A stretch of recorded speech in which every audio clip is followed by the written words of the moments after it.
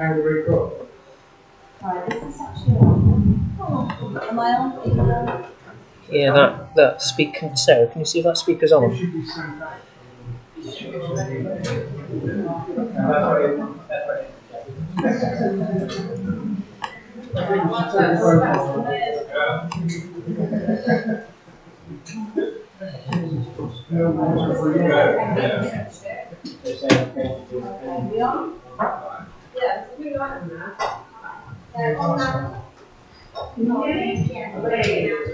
Fantastic.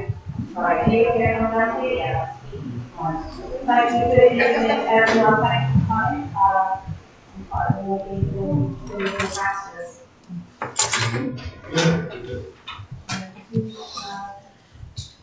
Right, first on the agenda is to receive apologies for the absence of this. No. So first off, I would like to give a note of thanks. So this is for Mark Vincent and Gerald Albert, who are part of the South Western Blue. So Glastonbury Town Council started entering South Western Blue over 20 years ago, but the highest award we ever received was a silver hilt. When Mark Fenton and Gerald Morgan moved to Glastonbury, they joined the Glastonbury Road Committees as volunteers, bringing a wealth of knowledge and all things horticulture to the community, therefore taking our forum display to a new standard. With their help, the Town Council decided to try South Western Blue again in 2018, when we won our first gold award. We continued to win gold in 2019. We won our first cup, promoting us to the Champion of Champions competition in 2021. Again, in 2021, we achieved gold. This is thanks to Mark and Jeremy. Help that we have done so far. We thank them for all their hours dedicated to our events, giving us advice on what we bring and the best results for each season, and making sure everything floral is the highest standard possible for when the South Western Blue judges come round. Nearly 1 billion tourists visit Glastonbury annually, and many comment on how beautiful our floral displays are year round. We sincerely thank you both for all your help and advice given through the last years, and we hope you enjoy your extra time you will have to spend it in your own garden. Thank you.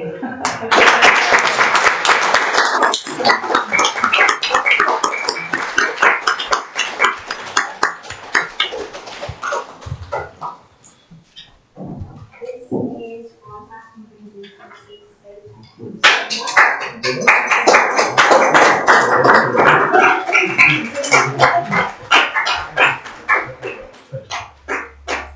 Well, thanks, man. Thank you very much. We'll certainly enjoy it. We'll hopefully spend more time in our garden now. Amazing. Which is getting overgrown, so. Members of the council, thank you very much. It's been a privilege to do what we have done over the years, but with thought and much heartache, we've come to the decision we have. We're tired now, old and tired. So, with your good grace, Mum, say farewell. Thank you. Thank you so much.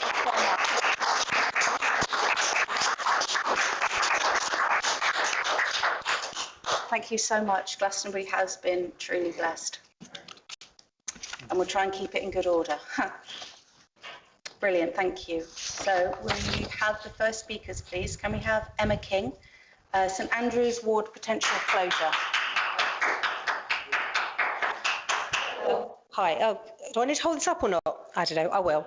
Anyway, obviously I think most of you all know what's going on with St Andrews Ward and the proposed closure, which is due to happen in November this year, unless they delay it again. Essentially, I'm just here to speak to you because I know that item 10 on the agenda will include talking about the ward. A couple of months ago, I went to speak to Wells City Council and I encouraged them to send letters collectively as a council and also individually to the ICB to discourage the closure. We know that they say that it's not a closure, it's a relocation, and technically they're correct because obviously the number of beds in Somerset won't be decreasing, but for us in this area it is very definitely a closure.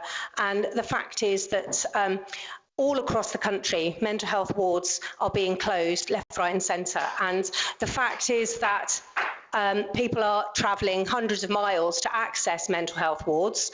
Somerset ICB claim that nobody in this area gets sent out of area for treatment. I haven't been able to verify this claim, but this is what they say. We do know, though, that in Baines, which is obviously only just north of Wells, where the ward is located currently, people from there get sent to places like Salisbury and Harrogate, and I think they're now being sent to somewhere in Lancashire instead, because I think the Harrogate ward is now actually closed as well. So the fact is that the Wells ward, there are obviously issues with it being its location. One of the issues is that it's said to be too far from the A&E. So that, and in fact, if you speak to any GPs in this area, they will say to you that we are actually too far away from an A&E. So the problem that we have now is that we have a service that we desperately need, and because we do not have that service, we're now having another service that we desperately need removed from us. My proposal is that if we could support, yet again, because I know you've supported it once before, write to the ICB to speak to them about keeping the ward open, because obviously even if they can, we believe that they could use it as an overspill. So, for example, if the wards in Yeovil and Taunton are full and they need, people are not ready to go home yet, but they are full, then they can send people over to Wells who who are unlikely to need to be admitted to an A&E.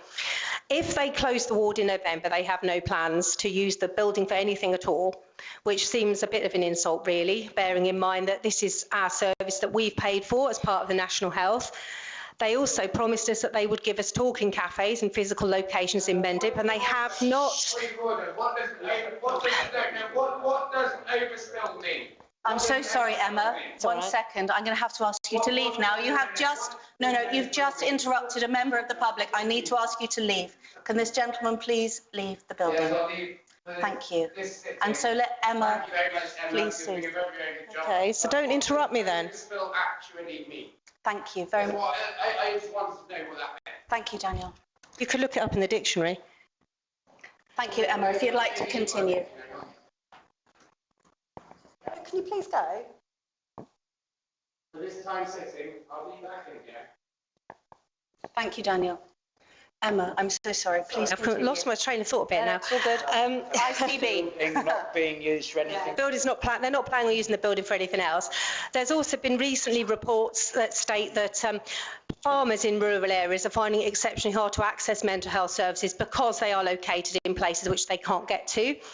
We know that not only we have a bus service that takes us to Yeovil, but there are many villages in the surrounding area that cannot actually get to Yeovil easily at all. And also, of course, we also know that the bus services are being constantly cut as it is. So whilst we may at the moment be able to take the number 77 bus to Yeovil, which doesn't run on Sundays and doesn't run in the evenings, but we can potentially get there by public transport, there's absolutely no way of knowing if in 5 years' time that's still going to be operational and the ward will be located in Yeovil. So essentially, it's just a plea, really. If you haven't yet signed the petition, then the petition is, there's a link to it on the back of the leaflet here. I'm sure most of you have seen the leaflets already, but I've got lots of them. So if you could pass them around, that would be really helpful to your mind. Is that okay? Thanks. And yeah, sorry, I've got my head full of exam marking at the moment in invigilation, so this has come right out of the blue for me. But yeah, essentially, I really believe that considering the amount of problems that we have with mental health issues in Glastonbury alone, I think we could probably do with our actual own individual ward, let alone having the one closed, which is literally our local one just up the road. So I just urge the council really to yet again come behind and support this, because once that ward is gone, we are really going to be struggling, I think, in this area. And not, as I said, not just us, but the other surrounding villages who are even more isolated than we are. So thank you for letting me speak. Thank you so much, Emma. Really appreciate it. Thank you. We've got to kind of zoom through this at the moment. So we have a Jay Rain talking about Herbies Field parking. Not here. Not here, thank you. Teresa Willis, Old Wells Road traffic calming. Teresa Willis, that's a shame. Next time. Angela Friend, parking particularly during the medieval weekend at the Abbey. Thank you very much. Good evening, Angela.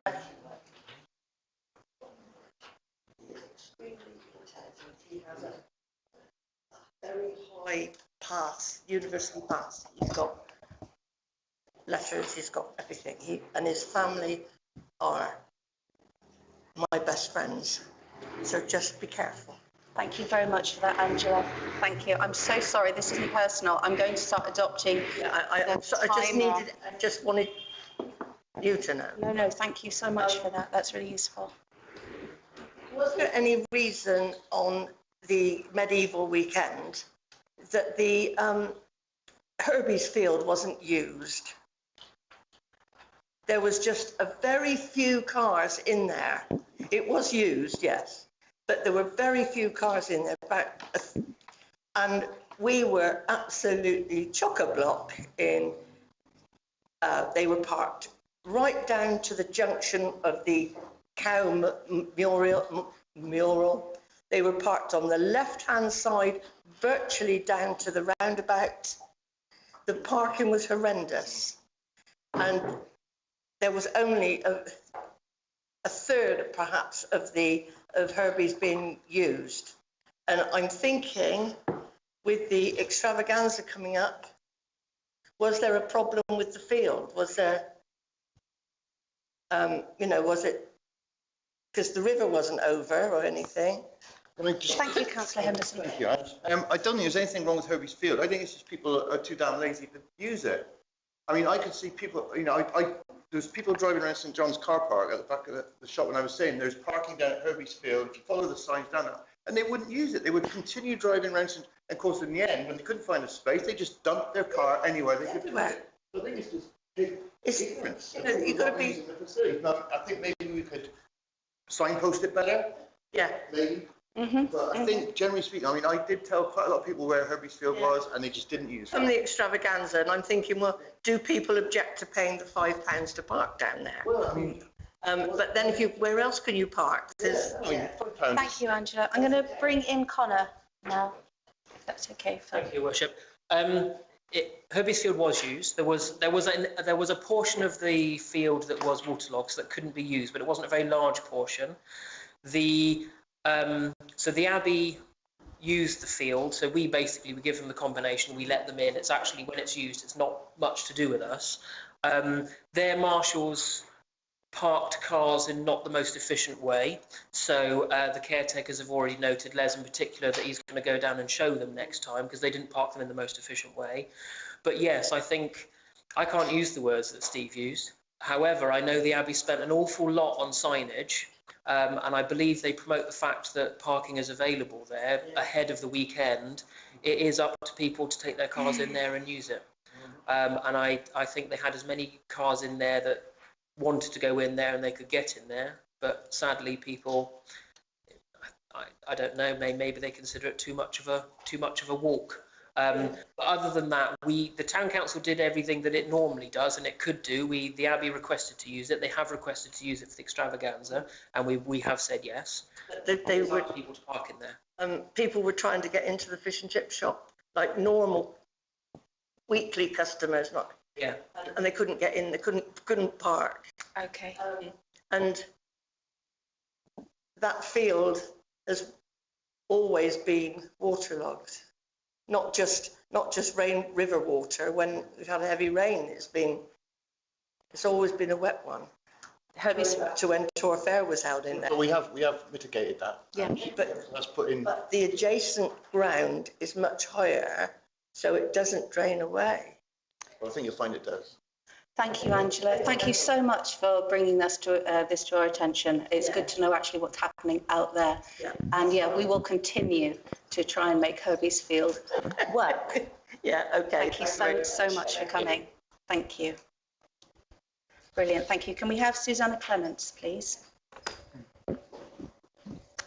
Crossing at B&Q roundabout. So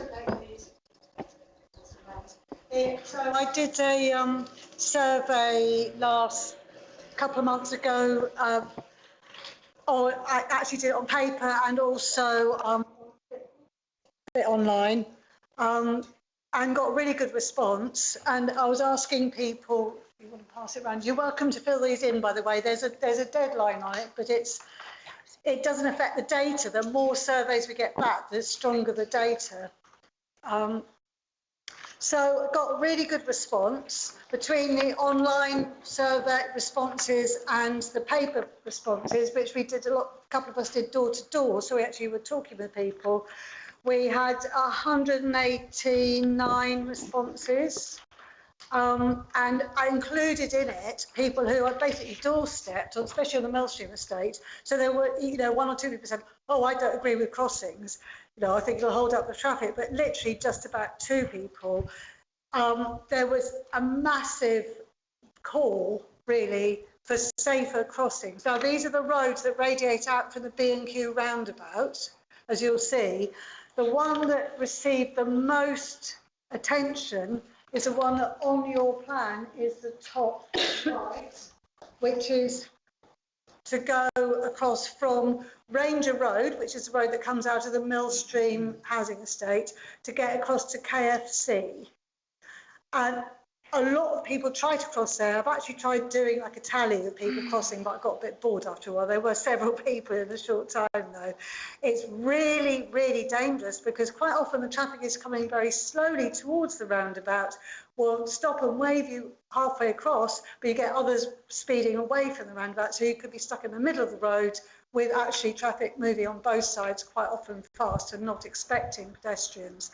But as a lot of the responses showed, even drivers who don't walk on any of these crossings were calling for crossings because they feel very uncomfortable with the fact there's not organised crossing places. And it could actually not slow the traffic, but just organise the stopping and starting. So it's more of a flow. So in brief, the responses showed that from what I got, which as you can imagine would be a fraction of the total amount of usage, you would get on that Ranger Road to KFC crossing, you could get 6.25 people per hour, just the fraction of responses I got. So you can imagine it could be actually quite a high number of people who, it's called suppressed demand, when people would like to use a crossing, but they can't. And of these, a great many people who responded to the survey said, including people who live in Millstream, as one person said, a spitting distance away from Tesco's, they say, we have to get into the car to go across to Tesco's because it's too dangerous. So we'd be taking cars off the road for people who want to walk and want to cycle by putting in some crossings. Thanks, Susanna. There's a pelican crossing less than a quarter of a mile from here, isn't there? You just need to go walk down there and cross and walk right down. Unitary, are you talking? No, Benedict. on the Benedict. It is actually quite a long and tedious walk, and it's the traffic's noisy. To calm the traffic slightly would actually make it less difficult for people who live in Millstream. People talked about the traffic noise. So yeah, it's actually quite a long, it feels like a really long walk to go all the way down and all the way back again. People just don't do it. They just try and cross. That's the problem. People don't do it. No, it is a thing of safety. I do get that, and people won't. And I think there's more people that get hit by vehicles than are actually recorded because they just get on with it. But thank you, Suzanne. So I've spoken with Nick Cottle about this. I was going to say, yeah. He is the main person around this table. Thank you very much.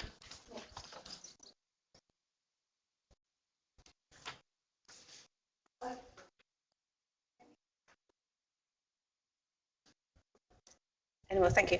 As we've got space, Chris Black, would you like to come and talk to us?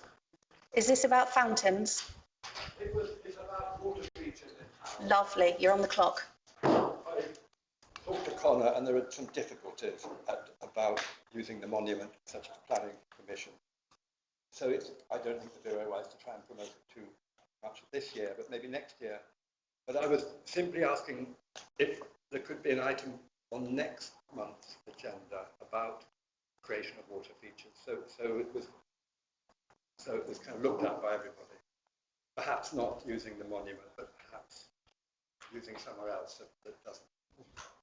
We've got Serena. assets where it would be a better venue for us to discuss it. Well, I did bring it up at the property and assets, and I was told that it should come to this one, but I don't know. You were dealing with it. Michael. Sorry, Mike. Yeah, I'd just like to say that, property and assets, that's correct, the place to discuss it, because we have an agenda item, a rolling agenda item, town high street improvements. That's a big property. Yeah, and it will be discussed at the next meeting, I can assure you, along with many other things. Thank you. That's all. Thank you. Thank you. Thank you very much, Chris. I love the idea. Brilliant. Thank you very much. So before we go on to the agenda, we light the candle. Jolly good.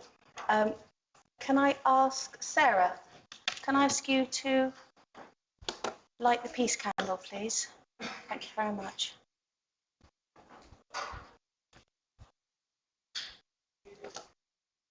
The unity candle.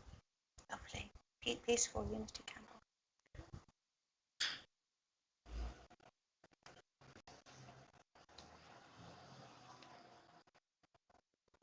Thank you. Can I ask councillors to stand as we, for 1 minute, of peace and unity.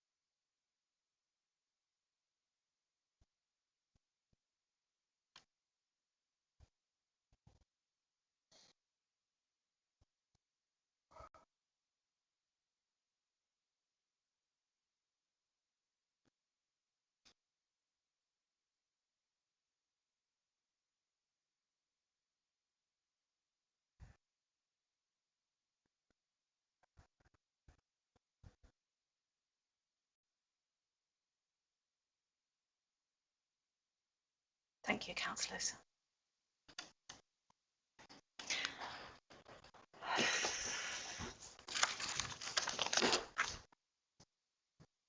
Fantastic, thank you. Welcome, Councillor Susanna Hart. Welcome. Right, so we're going on to the first item to receive apologies for absence, please. Do we have any apologies?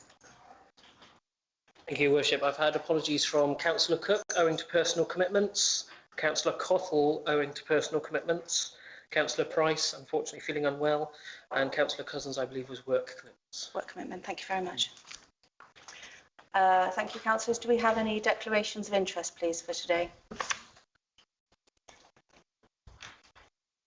Yes, thank you. Sorry, Your Worship. Street Parish Council. Thank you very much. Yes, thank you. Town Deal Board, thank you. Yes. Councillor Manning. Oh, I suppose I should declare that I'm on the Town Board now as well. So 3 for the Town Deal Board. Thank you. Yes. Can you give me direction, please? Because shall I take part in this discussion? I believe so, yes. I mean, it's Strode College. I think that'll be fine. Sarah, are you okay? Yeah. No, absolutely. Okay. Thank you. Yeah. I mean, you're not gaining anything financially. Are you one of the tutors? I wanted to clear whatever. Thank you very much. Thank you. That's great. Brilliant. So if we can move on to sign and approve the minutes of the last meeting. I'm going to have to copy yours. There we go. Thank you very much. Brilliant. So if we can go to page 1. Wow, go back to 1. New year, new minutes. So page 1.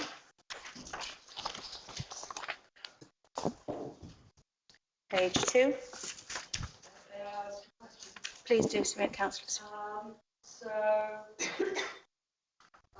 The community payback team being asked about doing it with the means. Has anything I've asked the question, they haven't yet given me an answer. I'm also waiting for an answer regards the Wall and Abbey Park, which I asked them at the same time. Thank you. It's my understanding they have received all of those. So page 2, please.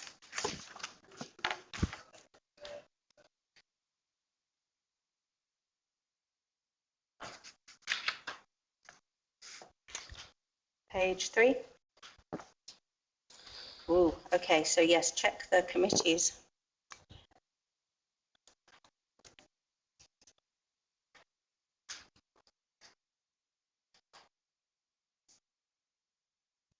Everyone happy with all the committees they signed up to? Fantastic, thank you. That was quite a trial last meeting. Oh, and again on page 4.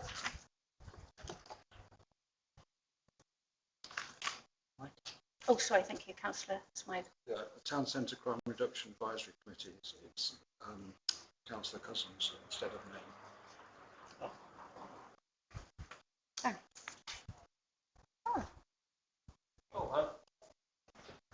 Not questioning you, Councillor Smythe. I watched back the recording and there was a bit of a to and fro between you and John as to who would be the member and who would be the reserve. And where I got to in the recording, John said you should be the member, Councillor Cousins said you should be the member, and Councillor Cousins would be the stand-in. But I'm happy to. Well, he's going to permanently stand in. Okay. Yeah, I feel that he's more worthy in the circumstances, and I've got too many. I've got too many committees otherwise. I can certainly change those. Thank you, thank you, Councillor Smythe. Brilliant. So anything else on page 4? Going to page 5.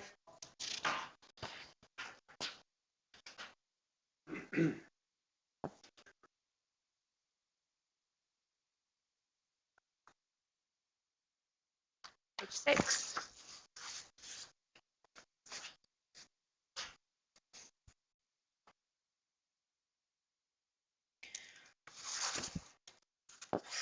Page 7.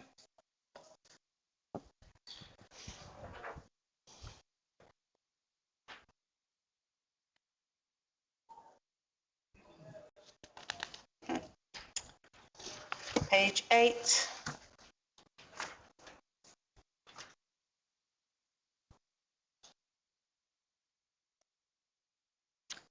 Page 9.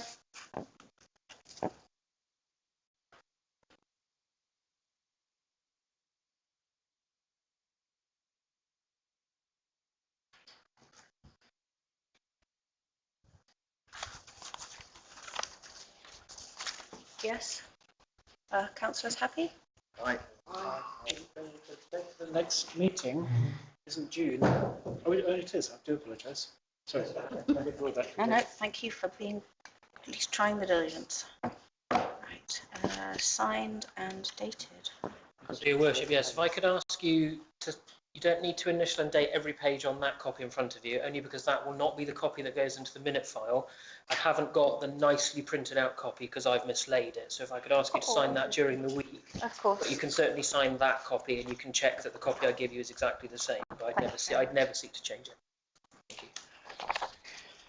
Thank you very much, Connor. Perfect. Do we have a item 5? Yeah. Okay. Fabulous. Item 4. Item 4. To receive an update on actions from the last meeting. Thank you. Thank you, Your Worship. The first action from the last meeting was to amend pages 100, 101, 102 of the minutes. I've done so. If I could ask you to initial and date each page and sign and date the last page of the 9th of May. So not today, the 9th of May. I amended the colours on the calendar of meetings to make it easier to read. I asked Councillor Napper which committees he'd like to serve on, and he's on each of the committees he wished to. I made the necessary changes to various terms of reference with regards to tourism to allow non-elected members to be voting members of those committees. The subject of the A361 is coming to a future agenda. There was not room for it on this agenda, but it's coming to a future agenda. I reminded all members of advisory committees, elected or not, that they are bound by the Code of Conduct, and passed that on to all the committee clerks so that they have that. I passed on the thank you to all of the staff that you passed at last meeting. The busking leaflet, the revamp of that has been referred to the Town Centre Crime Reduction Advisory Committee. The vote of thanks to Mr. Penton and Mr. Morgan was hopefully gratefully received this evening, and myself and the committee clerk for Glastonbury and Bloom had been in touch with them before this meeting anyway.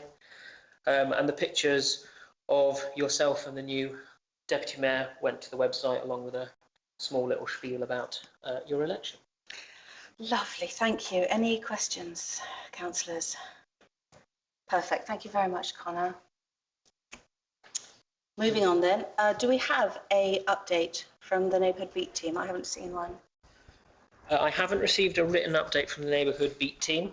I can, however, project the latest crime statistics report. Thank you, that'd be really useful. Somebody want to hit the lights?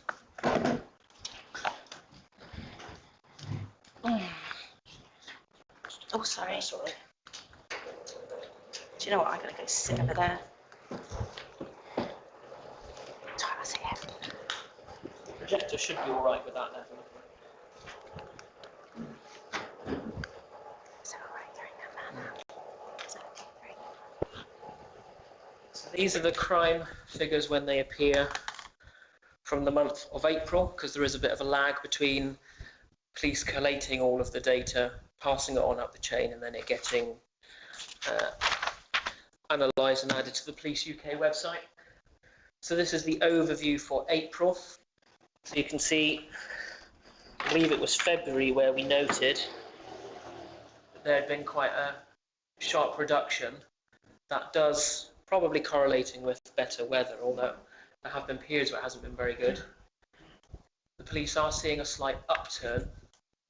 However, it is worth noting that that's the level of crime May of last year, and that's where it is April of this year. So in discussions with the police sergeant at the Town Centre Crime Reduction Advisory Panel, they are hoping that this lower level of crime year on year will remain. Obviously, it's still troubling that the individual highest category is violence and sexual offences at 29, having been reported in April. Antisocial behaviour at 16, public order 10, criminal damage and arson 8. And then in terms of, it's very much the same view. I don't know how these graphs don't particularly change or show very much, but as a percent, you know, off the top of my head, I can't tell if that all adds up to 100%. One would hope it perhaps does, but you can see the proportion of the different crimes. It does make sense that sort of May was very high of last year, but hopefully the work of the Town Centre Crime Reduction Advisory Committee will seek to work better with the police to positively benefit this. But as I say, in liaison with the police sergeant, they believe that this general trend of year on year it being lower is positive, and that's a 3-year view. So you can see peaked around then, which would have been April, well, this time 2 years ago. COVID. Was it? I don't know, Your Worship. I'm not necessarily best placed to answer questions, but No, certainly. Councillor Henderson. Thank you, Chair. And well, as the Mayor has requested, a breakdown of the violence and sexual offences would be useful. And in fact, a breakdown of all those figures would be quite useful because, you know, what's the difference between sort of, I don't know, antisocial behaviour and, I don't know, order? Do you know what I mean? Just a little bit more information. So if the members of that Town Centre Crime Committee could just perhaps ask, is it Matthew? Matt Reid and Simon Lanty. That would be great if that can be found. Yeah. Thank you. Yes, Councillor. Councillor Osborne, Councillor Dougal, and then Councillor Murch. Just answering Steve's point, I think we talked about that before, and these are national things that they have. So I think it would need the police themselves to actually do something to break those down. Well, yeah, that's what I was saying. At the committee meeting, they could ask Matt Reed if he's got a breakdown of those figures. Just, I mean, you might say, no, we haven't, but I think we should ask him. Definitely. Thank you, Councillor Henderson. Councillor McDermott. So Steve, I did ask what was the difference between antisocial behaviour and public order. And I think it was Connor, you got the question you responded to by the police. And I certainly got an email that gave me the information on what the difference was between the two. Not a breakdown in terms of actual actions, but how the two differ, why they are in a different category. So if you, I'm sure Connor would still have that email that we received from the police. So if you wanted to know, then Thank you, Serena. I mean, my point was that we could have a breakdown of all this, because drugs, is that supplying or just possession? Do you see what I mean? Yeah. Vehicle crime, is that accidents or is it stealing vehicles? So I think all that could be broken down a little bit more, just so we've got a better idea of what's going on. Thank you. Yeah, no, I agree. And it's not, there's not hundreds of them. No, so I no. think it's a great part of the having that advisory committee. Councillor Much? And would it be helpful to know what penalties people, those convicted, receive? Thank you. Wasn't there actually somewhere down there also, it says, Crimes yes. by outcome. Yes, there was, oh, that's it, awaiting court outcome other. It doesn't actually say what, so yeah, it doesn't say what, I mean, yes. In some ways, it's difficult to read because the graphs are done on crimes reported. Because I couldn't understand why there were so few drug crimes in Glastonbury. But apparently, people are more likely to report that they've been raped than that somebody offered them some grass. So it skews the way they count. Yeah, no, that's true. Thank you. Anyone else? Yes, Councillor. Thank you, Your Worship. Just for information, and I know it's not Glastonbury, but it's Boltonsborough. The bicycle was thieved from Boltonsborough in the last few weeks. And in the afternoon, I think it was for sale at a market, I think it was Cheddar. And this bicycle was sold for £75. And the guy who bought it thought he had a good buy. Because it was worth £4,000, but I'm afraid the police came along and confiscated the bike, and he lost £75. So just for information, when it looks a good deal, it's not always a good deal. Perfect, thank you. And the police have been out at market times doing their, it's like a smart water. All right. Yeah, for theft. The bicycle marking thing. Bicycle marking, exactly. For theft, which I've done. Thank you. Any more questions or comments on this?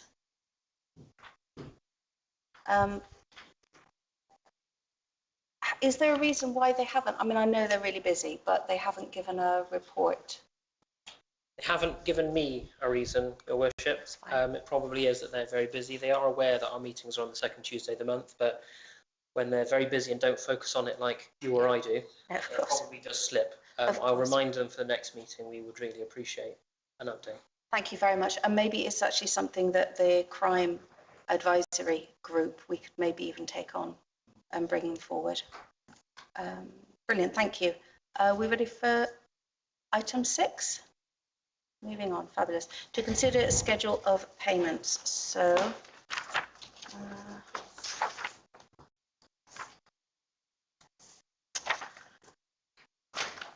it says page 2 here. Is that right? That is it. Okay, great. Thank you very much.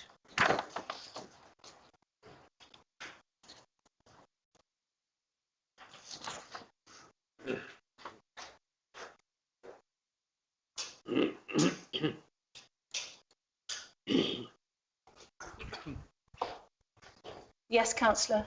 So question mark regarding 2524, amended YMCA. Is that our annual grant that we give for Nedlands Hall and Redbit Building? I haven't got a copy in front of me. Could I Absolutely. borrow yours? Can I just ask you to? What number was it? 524, YMCA, that's 12. That is 6 months. 6 That's months of half. our- Yes, that's half. Yeah, thank you. Is that all right with everyone? Sorry, it's just a bit bright. Sorry, what just happened? Sorry, question, Councillor Henderson. Thank you, Chair. Item 2535, weeding tech. Is that parts for the foam stream machine? And Yes, it is, Councillor do we Henderson. still use that? I haven't seen it out and about for a long, long time. Yes, we do still use it, Councillor Henderson. It's currently sat out there waiting for those parts to be fitted. Just checking. Brilliant, thank you. Mike. Item 2525, Dowless Town Deal. Could I be reminded on how many months, how many years they're going to be our consultants for? So they were initially appointed for a period of 6 months, subject to meeting various milestones, with the option to extend it for the length of the build next door. I will say that figure is higher because they paid an invoice on our behalf that then we're paying back to them. So that's why that figure is higher than it was last month. I think it was part of the delivery plan for the cost plan. It was a quantity surveyor, so they paid the quantity surveyor, had the work done, and then we are paying Dow's back. So that's why that figure is higher. But they were initially, as I say, appointed for 6 months, subject to meeting various milestones, which the St Dunstan's Project Implementation Subcommittee will be looking at, with the option to extend it for the length of the project up to 24 months. Thank you, Conor. Well spotted. Councillor. Just a quick question. Is that money paid to Dowless, is that recoupable from the town deal money? Is that a... Yes, so that's come from town deal funding that we had already received. Thank you. I've submitted our first quarterly claim, and also, although it's just listed here with all of our other payments, the way that the responsible finance officer administers it within the accounting software, everything to do with the town deal and next door comes from that money that we claim down from the town deal. So thank you. Thank you, Conor.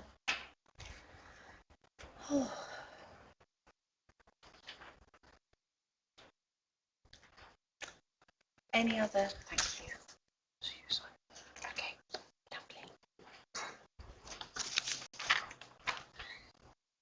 You sign it there. Everyone happy? Super duper accounting? Yes, I was advised. Thank you very much. Thank you. Brilliant, cracking through the agenda. To receive... thank you. Can I come back? To receive the budget monitoring report.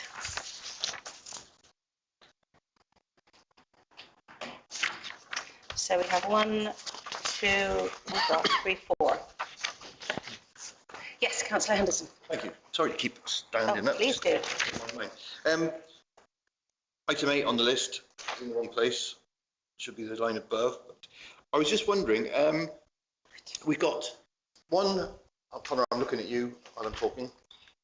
We've got one figure for income, and I think we've got 3 figures for expenditure.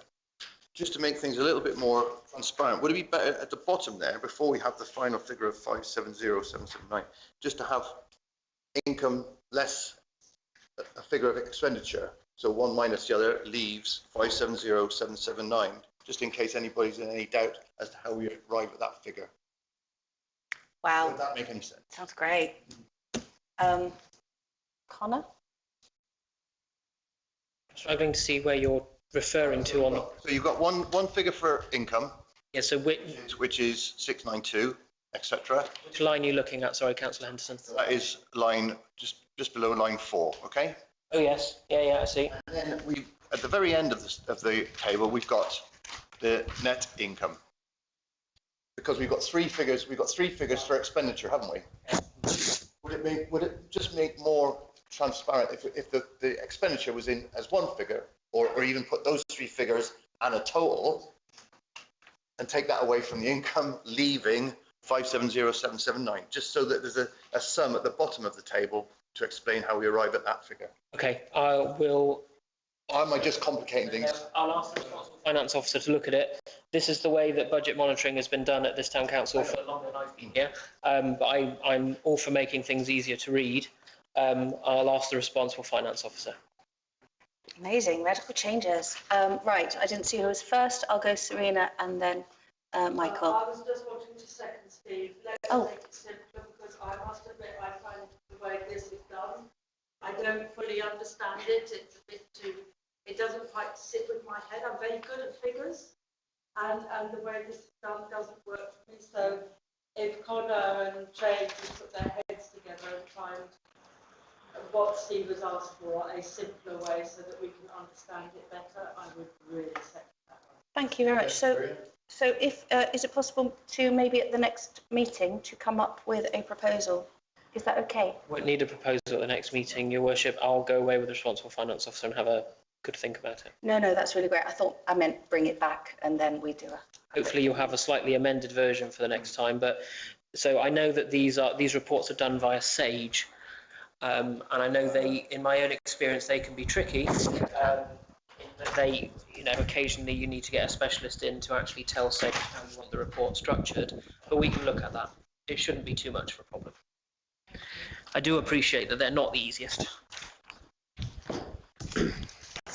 Brilliant, thank you for bringing that. Yes, so we have Michael and then Mike. Thank you, Your Worship. About almost near the bottom of income, appropriation from the youth fund. I'd appreciate if the town clerk explains that for us. Thank you, Councillor. Thank you, Councillor White. So the explanation of that, when committees underspend on budgets that they had in previous financial years, the responsible finance officer marks it in what she calls a fund. So essentially, it doesn't get lost back into the general reserve, it's kept for that purpose, because the way that town councils and parish councils account for, if it's left in at the end of the year, it doesn't disappear and go off into the ether, but it goes back into the pot and you stir it all up and you don't know where it came from. So the youth committee had a very large fund. It was a very rich committee because during the coronavirus pandemic, obviously youth work wasn't being delivered, but they still had the money in the budget and in the precept, it wasn't removed.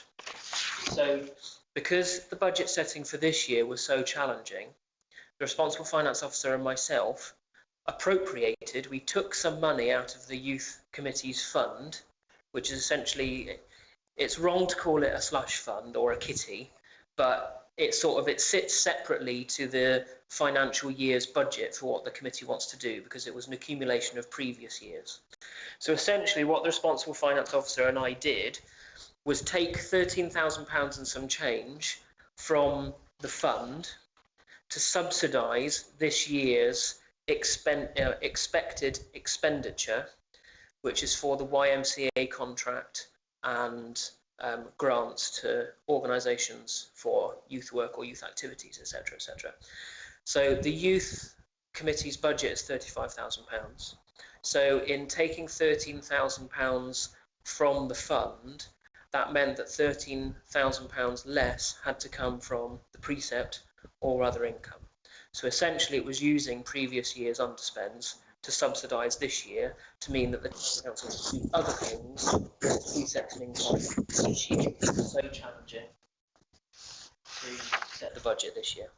So that, I hope, explains what, and that goes for any appropriation. So appropriations from St Dunstan's House Fund, that is removing money from a fund for St Dunstan's House to bring into the budget this year to spend. Thank you, Connor. Does that? No, we'd already discussed it. Okay, that was for our benefit. So everybody Thank you. Yes, so the whole class could hear. Thank you very much. Councillor Smythe. So just going back to Steve's point, just briefly, if it is a problem to change the format, we could always have the explanation extended in the notes, as in section number 9. Good point. Well done, Mike. Thank you, Councillor Smythe. Any other points on the monitoring report? I can't remember exactly where it was, but the town clerk and I this morning by the market were talking about the car parking. Can you remember what that was? That, Councillor White, was about last financial year's income figure. Would you like me to go over what we discussed? Yeah, thank you. So in last year's budget, we forecasted an income of £120,000 from the car park. Then later in the year, when we were doing the budget setting process, we revised that down to £117,000 because the trajectory of income was that we weren't going to quite meet that. In the end, we had a bit of a bumper end of the year, and actually the car park generated the town council it was either £142,000 or £144,000. I can't remember off the top of my head. So it exceeded last year's income expectations. So this financial year, the tariffs increased in the car park, and also we're hoping to do the work in the car park by some means. I've still got some inquiries open with Somerset Council, etc., about enforcement to make the car park more efficient, and hopefully it will meet, if not, well, it should meet, but hopefully will exceed its budget figure for this year, which I think, when we took the average percentage increase on a tariff and the money which we were advised by a professional company that we were not generating by the car park not being as efficient as it could be, I believe in the budget it's about £170,000 we're anticipating hopefully this year. So that's what that was, Councillor White. Thank you. Perfect. Thank you so much, Connor. Any more comments, questions, proposals? Thank you. Are we happy to pass that? Yes? You, Susan, for that one. Thank you. Thank you very much. Lovely. So, agenda point 8, to consider a proposal from Strode College to use the small hall as a satellite classroom. Can we please invite Sarah to the stand? Are you okay to stand, or would you like to sit? I'll do that, Sarah. Oh, we're doing another. Thank you. Thank you, Your Worship, and thank you, councillors. It's absolutely lovely to be here. I'm going to wait for Connor to turn off the lights, and thank you for allowing me to talk about this really exciting project. So, my name is Sarah Roberts. I'm Head of Faculty for Higher Education at Strode College. I also work on special projects and work with adults and community groups. I feel very privileged to have your time this evening. I will try and be succinct, and College just loading up. I will crack on so I don't hold you up. On the first page, I've actually printed out a slide that I brought with me to talk this evening. I'm going to talk, in your agenda it says satellite classrooms. We refer to them as connected classrooms or immersive classrooms. And what we're proposing is looking at siting one of these within the small room downstairs. And that's part of the work that we're doing through the Robert Richards initiative, but also linked to the Community Wellness Centre and Hub as part of St Dunstan's House as well. So hopefully that will become apparent as I go forward. But a tiny bit of scene setting, if that's okay. So Connor, would it be okay to move forward? I speak quite fast. So it's been a real rapid year of development and change at the college. We have had a fantastic new principal called John Rebel, and one of the major things for us is making sure that we're reconnecting with our community. John tells a joke about how we've managed to meet the king at Sadiq Khan, but haven't managed to meet the Michael leaders yet, which is quite exciting for us. But as you can see, core to our principles is both our youth provision and our adult provision. We have degrees at Strode. My oldest student is actually my student is 88, and my youngest student is 14.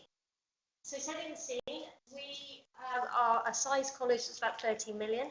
We deliver to learners across the Mendip region. However, my degrees, we go wide across the southwest and also have some HE provision within London. We are dealing with substantial rural poverty and interesting cultures.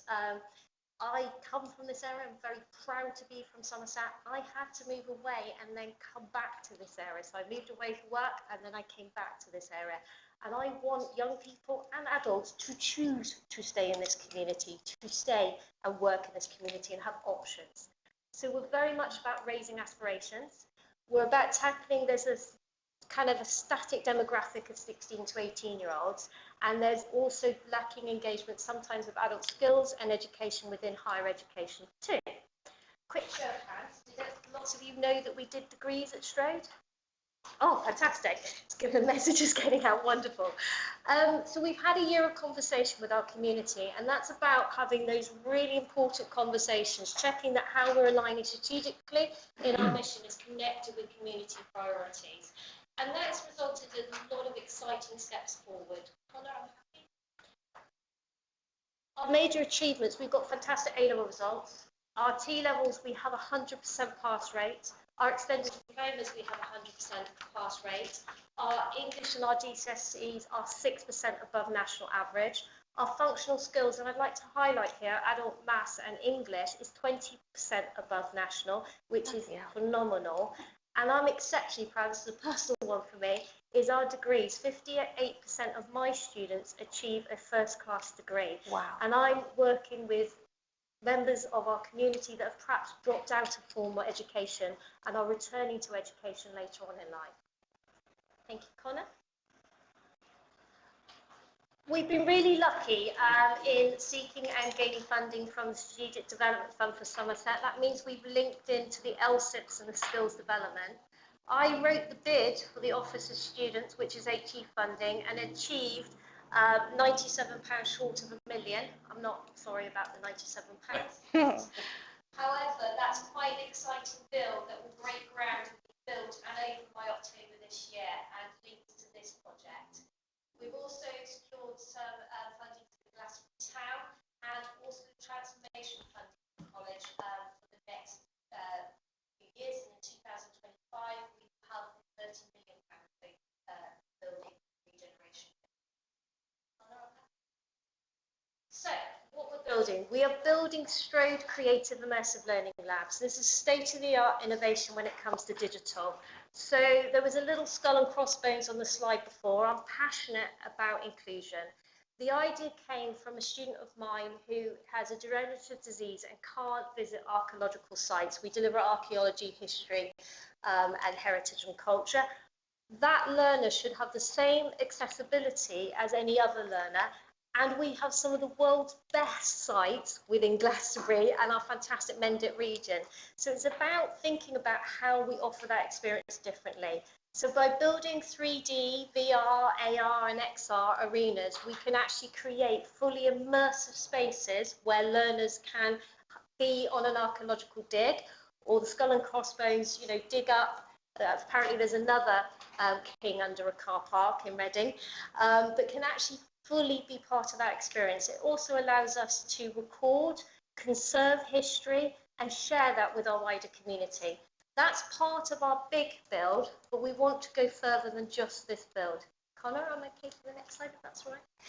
What we want to do is produce an immersive room within the small hall downstairs. It's a deliberate choice and proposal to put it front and centre at the heart of Glastonbury because we want this facility to be open to the community.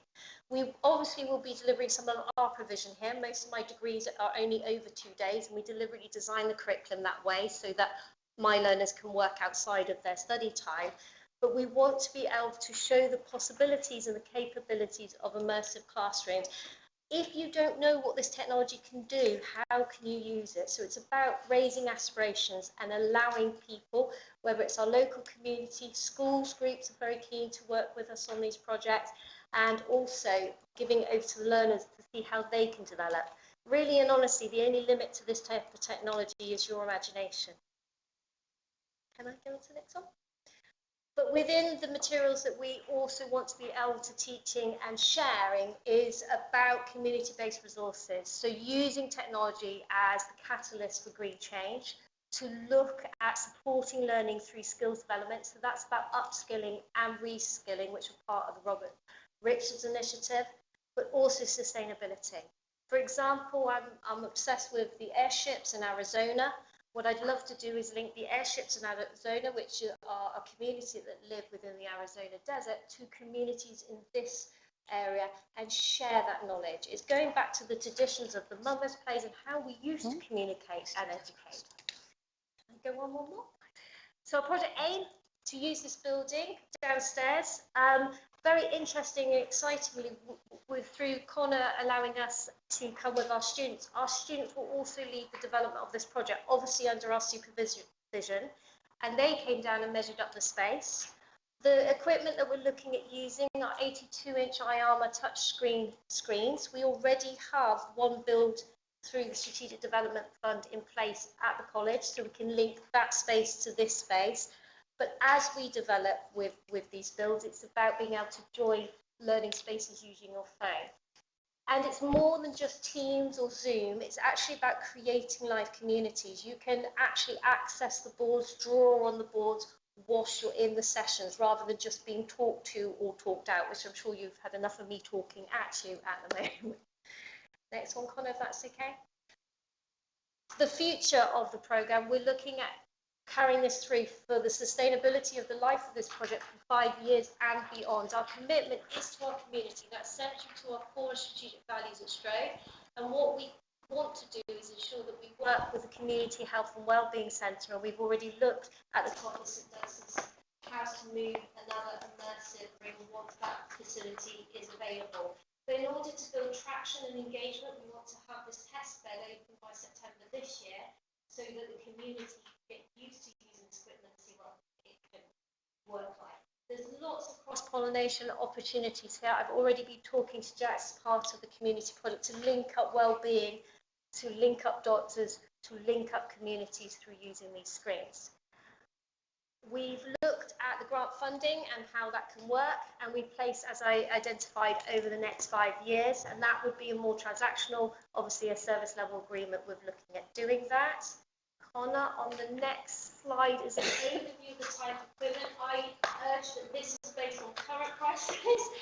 We're quite good. We actually have 11 IAMA screens at the moment, which we're buying for the project, so we are good to move forward. And we've looked at also what the capability of the spaces downstairs, really being able to handle this equipment, such as socket, location, and the actual design of the room. What we would need to do in next steps moving forward is conduct a survey to see what work would need to be done. I know that there might be a desire to paint the room, change the blinds, because these spaces obviously happen within a dark space, and we will figure that into our costing too. And then, Connor, can you go forward? It's very important that we can include our community and our learners in this project. The 2 students that came down here and the rest of the students that have been involved in developing this are all Glastonbury based, and they're absolutely passionate because they're the ones using this technology. They want to be able to showcase it, and they also are the ones that are outcome focused and very proactive in solving problems. So, for example, they found out that you do weddings, so they were like, well, why can't we screen the weddings? Why can't we actually add another service that the council can use? Why can't we look at hiring out the facility so that it can benefit for future use, etc., etc. So again, our proposal is, as we move forward, if you agree, that we work very closely with Connor, and we have a group of students supervised by us as a college to move this project forward. I'd like to thank you for your time. I hope I haven't talked too fast, and if, with your worship, if anybody would like to ask any questions, I'm happy to take it. Thank you so much. That was really kind.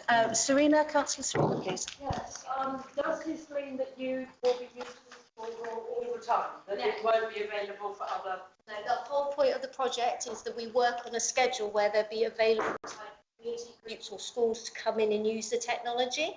As predominantly our programmes only run over 2 days in a week for our degree programmes, and that will be what we will be citing here. And let's say Frost Fair children as well normally use it for the children for Frost Fair. I mean, would it be available or not? Yeah, absolutely. It shouldn't preclude any of the usage of the hall. Obviously, we would need to look at scheduling and work on a schedule throughout the year and be flexible with that, because what we don't want to do is take away from any community events. We want to add another layer.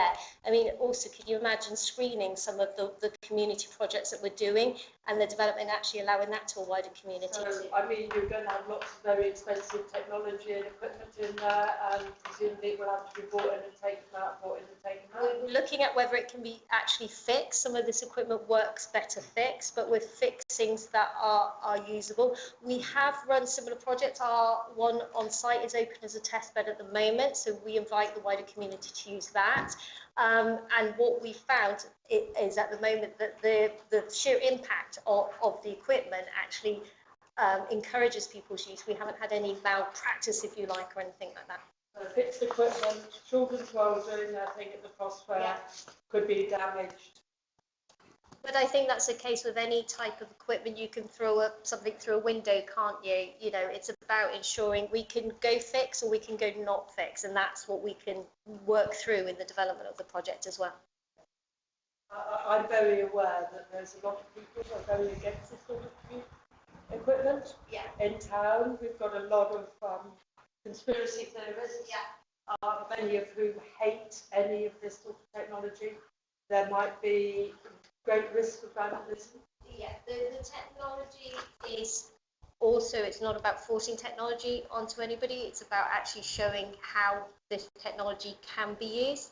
And I do hear what you say about certain parts within the community who may have very, very strong views on how this community, but what we're not doing is imposing anybody with video cameras. We're not linking anything up to Wi-Fi. That can be static as well.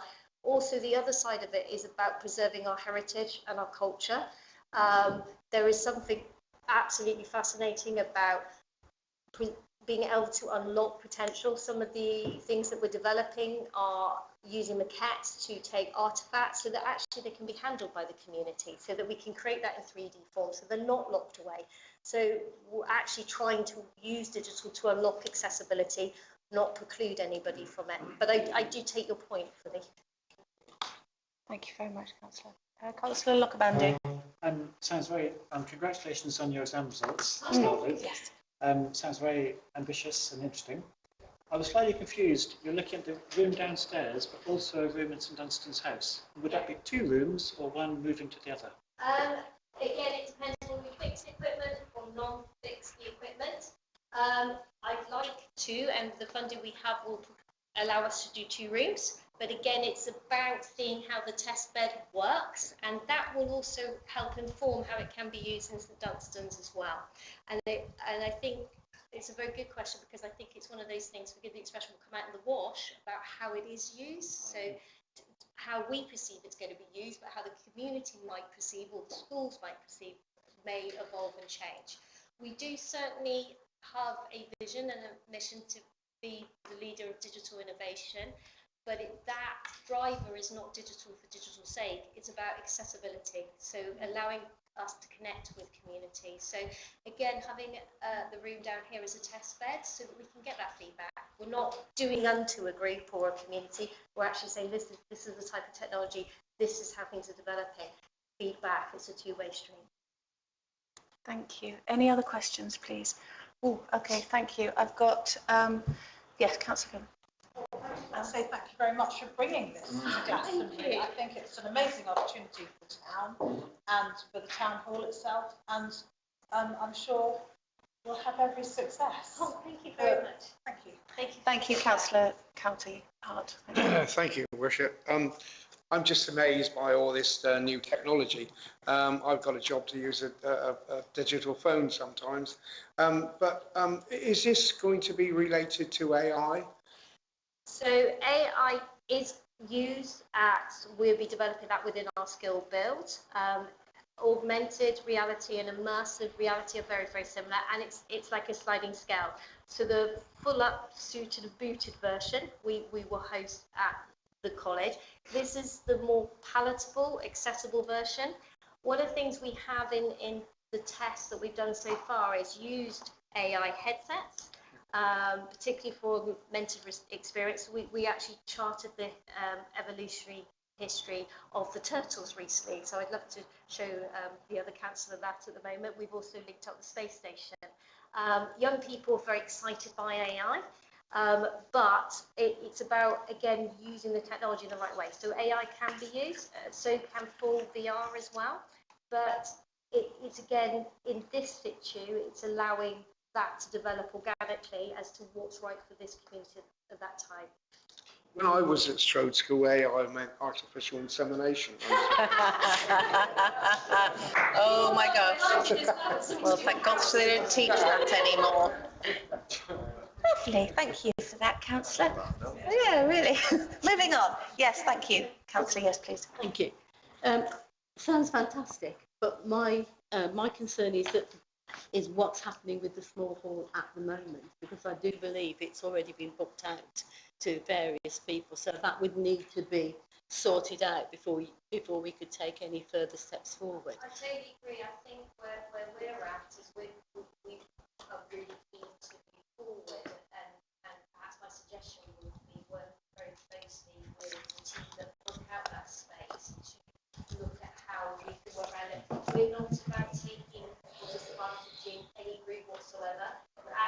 hopefully by adding the resource, enabling those routes to have access to another resource as well. So it wouldn't be Strode using it, nobody else can use it. We are prepared to work flexibly around what's already there because the community comes first, so that's key to our principle. Well, these are community events, and Yes.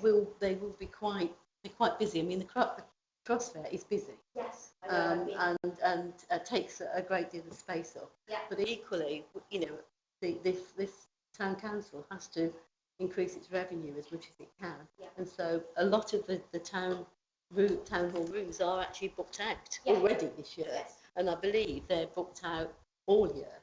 Yeah. So you would have to be prepared to move within that precinct. Absolutely. I think we need to use an asset that can be booked out as well. And also some of the events that you're on about, again, working with cross projects with our students, filming them and being able to screen them, obviously with permission, that gives another potential avenue for the stream. Some of these events, though, are private events. Oh, absolutely. You know, And that's another but issue. that's where you're totally right about the sensitivity of how we move forward. Thank you. Thank you very much. Councillor Much and then Councillor Paul. Do you think there might be an opportunity for more senior students on an occasional basis to find out how these things work? Oh, God.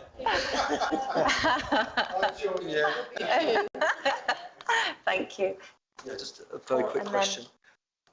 What you're offering, is that just during the scholastic year, or will that be all year round? It's all year round. Our provision doesn't operate through a standard academic calendar. Our provision operates all year round because obviously we have adult provision and apprenticeship.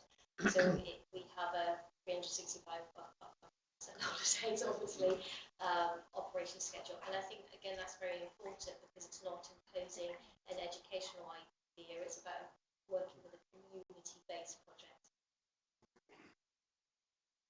Thank you. Michael. Are there any other questions on that? Any other questions? Don't want to stop people. Is yours a question or are you about to? Just sort of say that I went across and looked at this last Friday. Perfect. And I'm happy to make a proposal for it. Okay, are we hoping to make a proposal to this evening? Is that what we're hoping to do? Consider a proposal from Strode College, so I think Michael's quite with him. He's right to stand up and make a proposal. Yes, Councillor Smythe. Thank you, Your Worship. So the terms of service level agreement with Glastonbury Town Council, that would be pertinent to anything. Thank you. So I'd like you to explain the reciprocation that's going on. You're offering something, and we're giving the room. What are you offering in exchange? Technology, and it's about ensuring the longevity of that technology as well, because it's not about technology and technology safe, it's about actually adapting that technology. This is the first test bed. I mean, I'd love to come here with the full business proposals and the agenda sorted out and everything else, but that, by nature of how this project needs to develop, needs to be done in collaboration with town council, so that we are working together to produce those plans. And I guess what I'm seeking is agreement to move this forward with council. I see. So just to come back on that, details like the insurance, as my colleague suggested, the insurance of the equipment, and all these sort of details, they really need to be looked after and considered. So I think we'll need a further meeting. Probably, I'm going to suggest property and assets meeting will probably be the best place to further consider this. But I'll let my colleague put his proposal in first. Because I'm sure we'll all support this to progress, but we really need to look into the detail before we just say a definite yes. 100%, and more than willing to come to any committee to support the progress of this project. Many thanks. Thank you very much. Thank you. So, shall we move to? Would you like to do a proposal? Thank you. Yeah, as I said, I went across to Strode on Friday, and looked at the immersive room, and it's quite remarkable. You know, so it's like screens all around, and so the way this could work is whatever the final sort of pattern is downstairs, there could be like an event at Strode, and we are in it, and we can write on the interactive whiteboard and share things. So it really is quite remarkable. So I'm very, very happy to propose that we accept the Strode proposal, and that inside that we delegate to the town clerk the details of timing, of precise layout, of developing the service level agreement, and that it works like that. And I think the office staff had already discussed how would this sort of operate in the future. So a day here, a day there, and things like that. But that can all be inside the fine tuning for it. Okay, sorry, I've got a couple of points, but can I just read out? To accept Strode proposal and delegate our town clerk, Connor, I've just got the details. Fine details. Fine details, thank you very much. Is these, sorry, I've got 3 points. Are these amendments or what are we doing? Amendments, okay. Do we need to take this vote first and then go for amendments, or do you want amendments first? I'll certainly second it. Okay, we have a seconder. Do we want to go to vote or do you want to go for amendments? No, you can speak. So if I say yes, so we have a proposer and a seconder. Yes, Katz. Thanks, Serena. It does seem like quite a major change to the use of the small hall. So I think I personally feel like I haven't taken on board the whole idea. Need a bit of time to digest it, really. I don't know whether anybody else feels the same. Thank you, Councillor Woodward. Councillor Henderson, answer that. I think we're sort of agreeing in principle, subject to the finer detail, aren't we? So, I mean, if that's part of the proposal, then it's going to come back to us when we know a little bit more about it, surely. Because we need this, as Margaret said, we need to sort of, you know, look after the people that have already booked the hall or use it regularly, you know, and there's the question of, you know, how the... I'll be happy if the word explore. Sure. I mean, if you want to explore the possibility of... Pull that out a bit, yeah. Okay, so I've got accept the Strode College proposal and delegate to our town clerk to explore the subject for the fine details. What wording? So timing, SLA. Okay, and then what, brought back to this meeting? This meeting or property and assets? Or property and assets. I'd like the word explore in the first part of it, to explore the possibility of accepting the proposal and not to accept it right now. No, I think that's fair enough. Okay, that's really fine. Yeah. Yeah, I agree with that. Thank you. Yeah. Thank you. Thank To you. explore, so is Michael on that? Sorry, can you just... To explore the possibility of accepting the proposal, subject to the details of the town clerk that the town clerk will gather and present to the next property and assets meeting. Or here.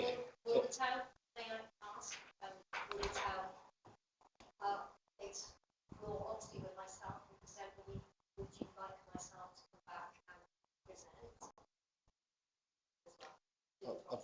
I'd like or you, would you like just the town?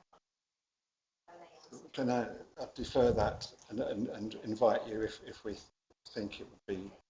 Thank you. I think it'd be good to answer the question. Councillor Lindsay?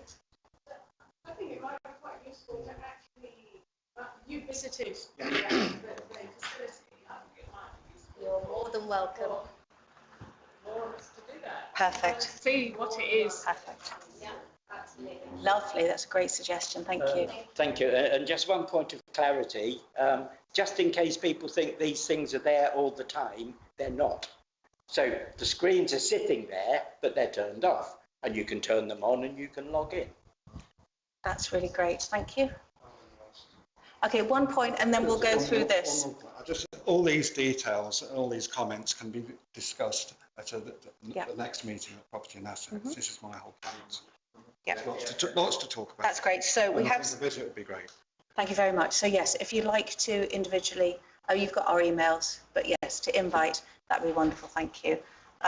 Brilliant. So we have on the table a proposal So to explore the possibilities to accept the Strode proposal and delegate to our town clerk, subject, actually that's The fine details. the fine details, that great. is, Lovely. No, timing, fine details. Let's just put fine details. That's great. So are we happy with that wording?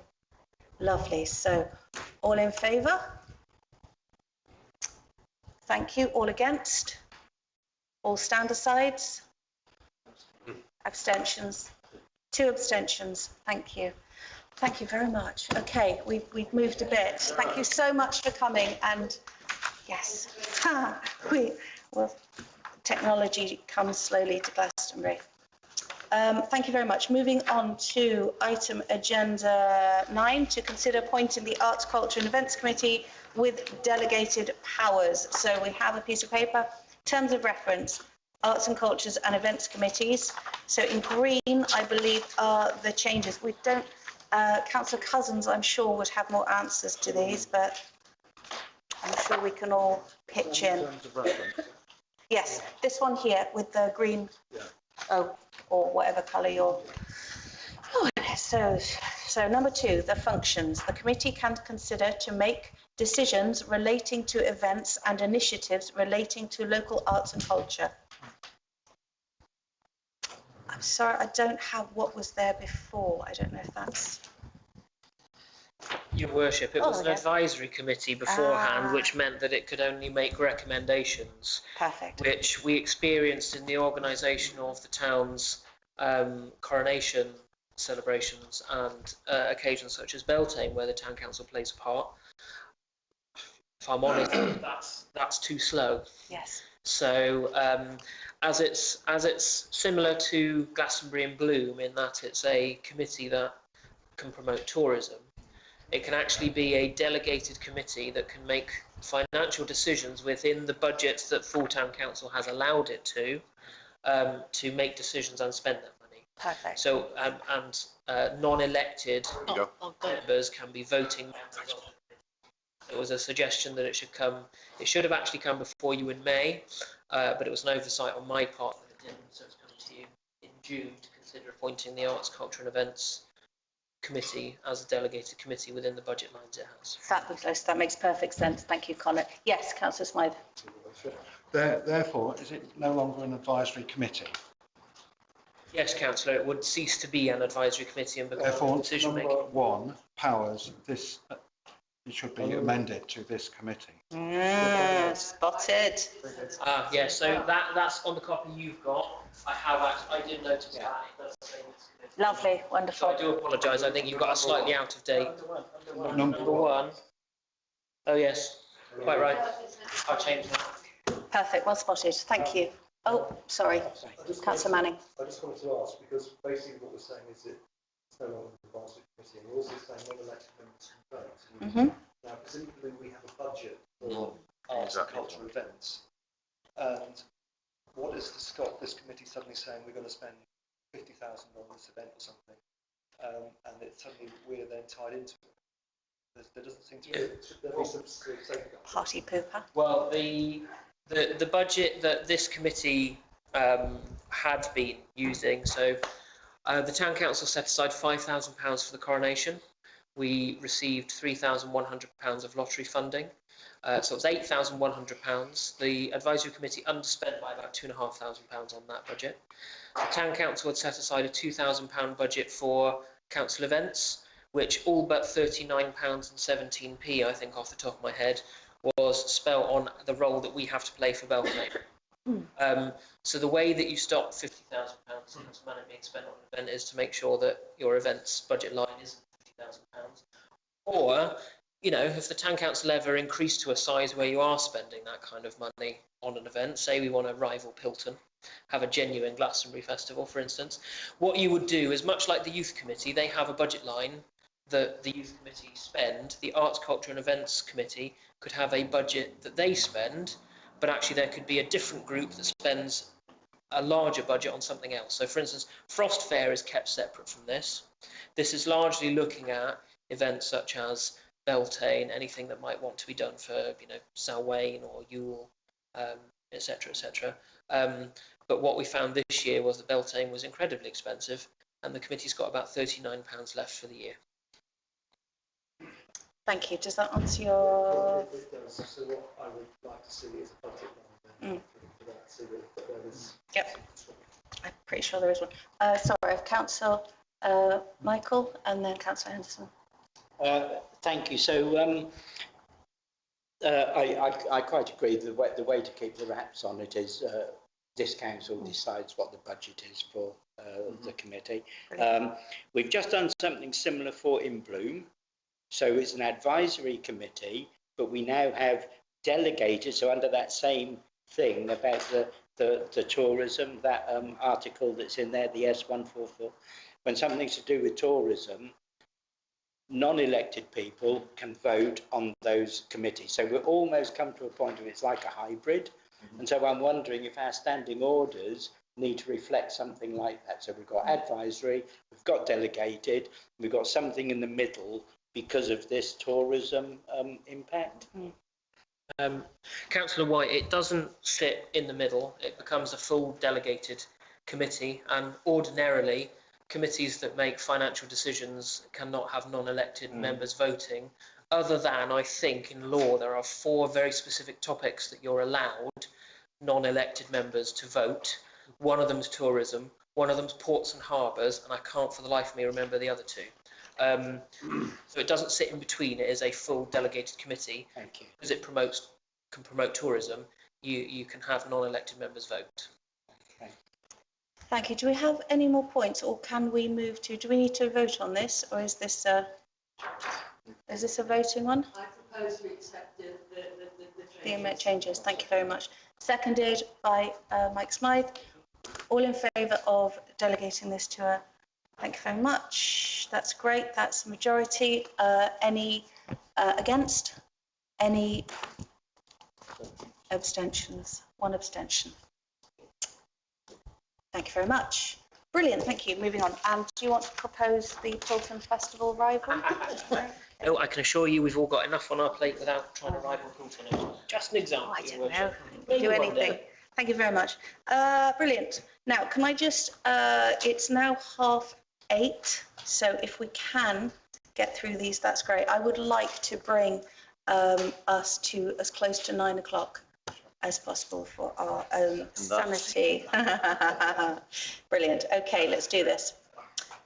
We are to consider, item 10, to consider a report from the annual town meeting. I think most of us went to that.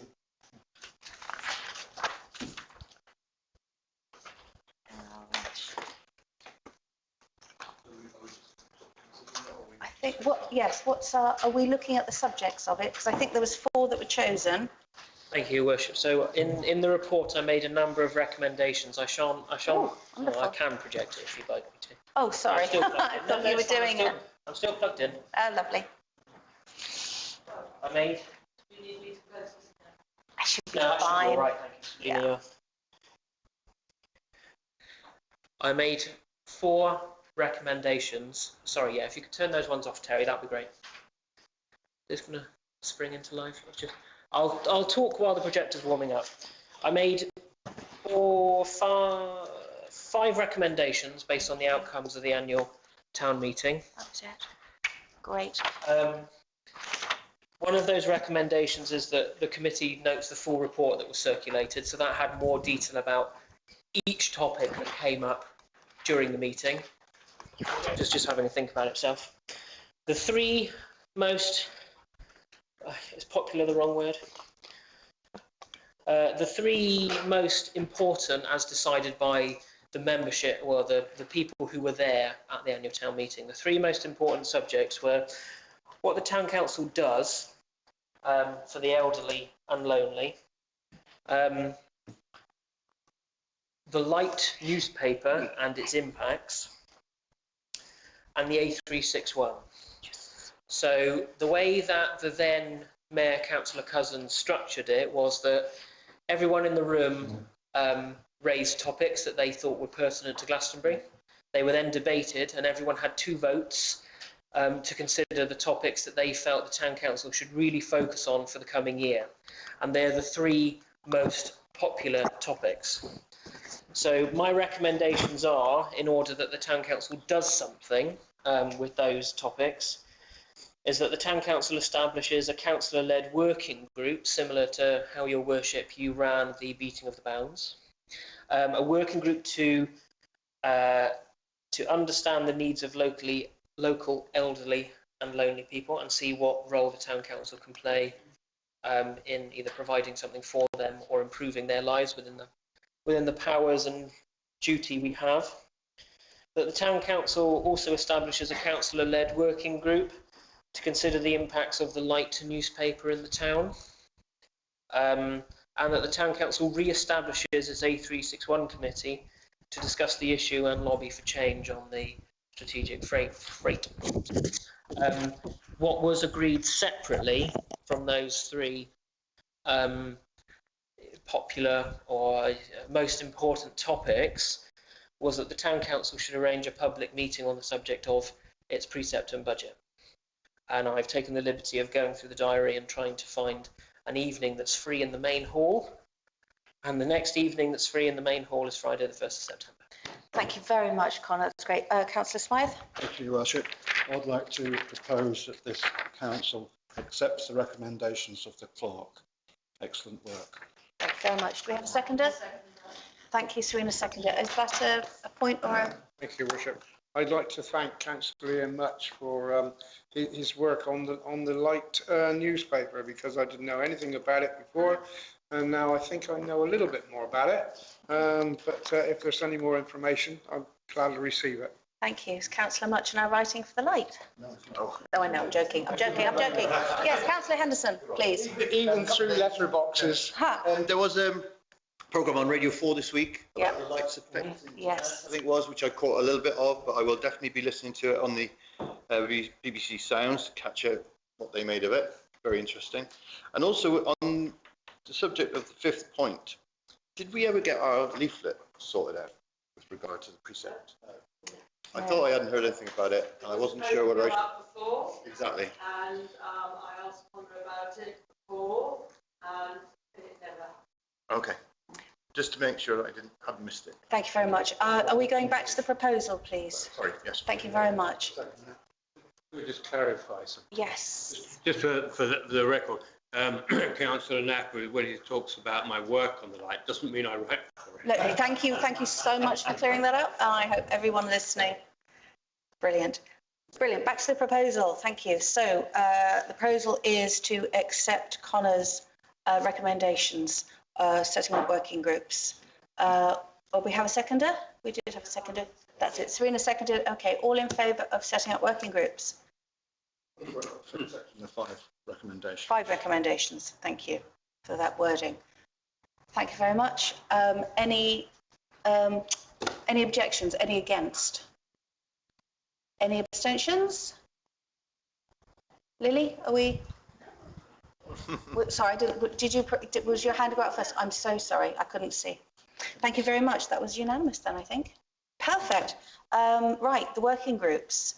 Rather than doing it now, do people know what they want to do? Do we want to sort out the working groups now? Or should we put it on the agenda for next meeting? Have a think what we want to be on. Is that right? Yes, Your Worship. If you'd rather let councillors have a think about it, we can certainly consider it at a future meeting rather than do it now. I can add it to as an agenda item for the next full Town Council meeting for interested members to volunteer themselves. Thank you so much. Yes, thank you. Councillor Much? May I suggest that you could send a request to all councillors and do it before then by email?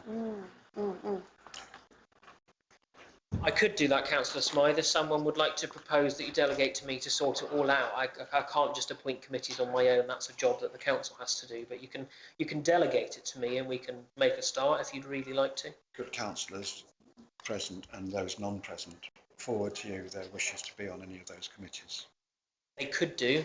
For me to, it would either have to come to the next meeting, or it has to be delegated to me now to then, at a certain date, set them up. I think by the time that's happened, it will be the next meeting anyway, and I don't think we'll be meeting. Is that okay? I'm just aware of...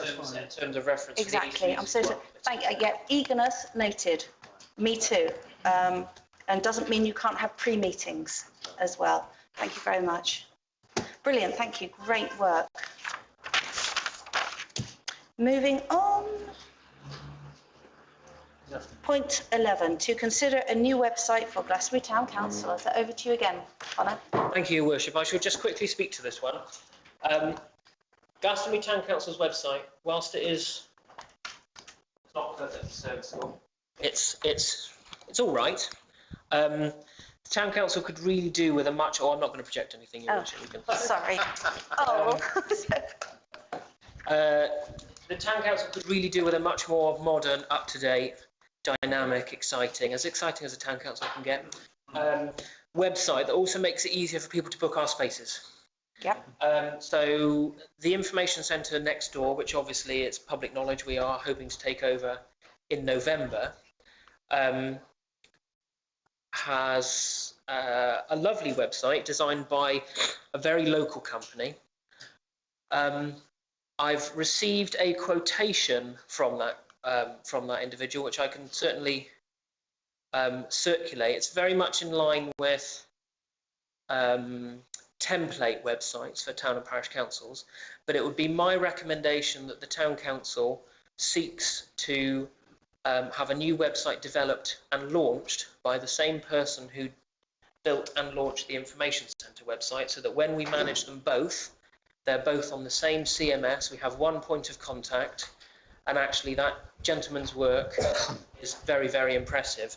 Now, if you would like to ask members if they have any particular questions, Your Worship, I will just draw out the price, because I haven't looked it out in advance, but I do have it.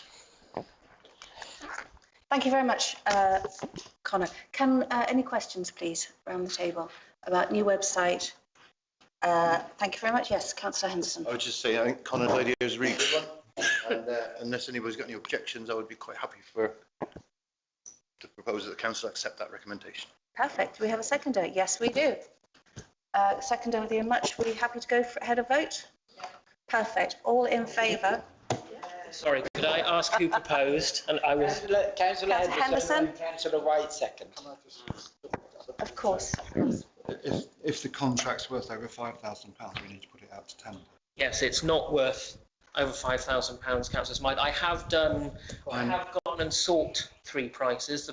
We put £4,000 in the budget for a new website. The price has come out just over £2,000, and I have gone and looked at other town and parish council website providers, and to have a website for a council of our size produced, that's very much in the same ballpark. We're going through this agenda, aren't we? We are, aren't we? Are we happy with that? Great, as long as we're not... Oh, brilliant. Thank you very much. Could I just check that whoever proposed and seconded are happy that they accept my recommendation and delegate all details to me to crack on with it? Brilliant, thank you. Thank you. That was Councillor Henderson and seconded by Councillor White. All in favour of new website? Yeah, you don't have to. Oh, I'm so sorry. I was just going to say, do we need to build a spec for what we actually want? Because you've mentioned about meeting rooms and there may be other things that we want to add, so that we basically... Sorry, thank you. Yeah, so I met with the gentleman, took him through our current website, showed him an excellent example of a booking website for Salisbury Guildhall, and said, I would like a town council website nice and up to date, a booking section that looks like Salisbury Guildhall and provides all that information. And he's given me a full proposal with who's doing what content and what updating and the sort of the site map that we're going to follow. So I do have a spec that I've been liaising with him about. So that's the price. Thank you. Last question, Councillor Smythe. Thank you, Your Worship. While we're on the subject of booking, I was very impressed by the correspondence between yourself and Councillor Manning with regard to a booking policy, because we haven't got one and we need one. So if everybody's happy here for the council to pursue a booking policy, then I think this should be noted in the minutes. Thank you very much. Noted in the minutes. Right, back to our vote. No more questions. Fantastic. So that was all in favour. Anyone against the exploration? Any stand-asides? Sorry, not stand-asides. Abstentions. Abstentions. Thank you. So used to consensus. Any abstentions? Okay, I think it was unanimous then. Fantastic. How very exciting. We're getting very new, aren't we? Right. Oh, lovely. Number 12, to nominate a representative to the Avalon and Poldens Local Community Network. So do we have a nomination? Thank you, Councillor Smythe. Councillor White. Councillor White, sorry, Councillor White. I'd like to propose Councillor Lindsay McDougall, if she's willing.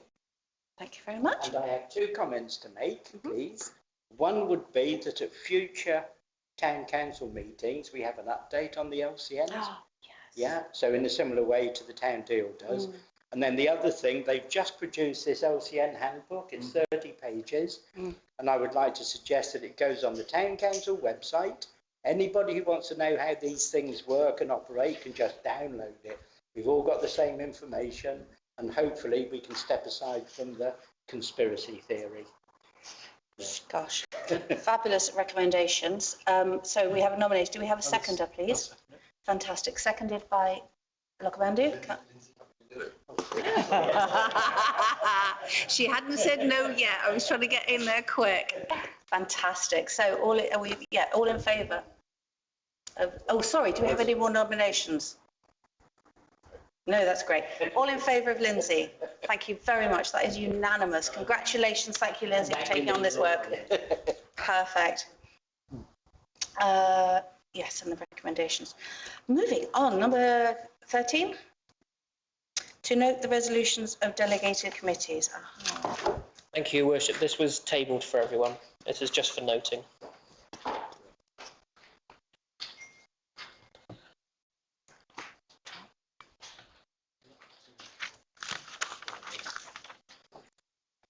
Where is it? Yeah, these.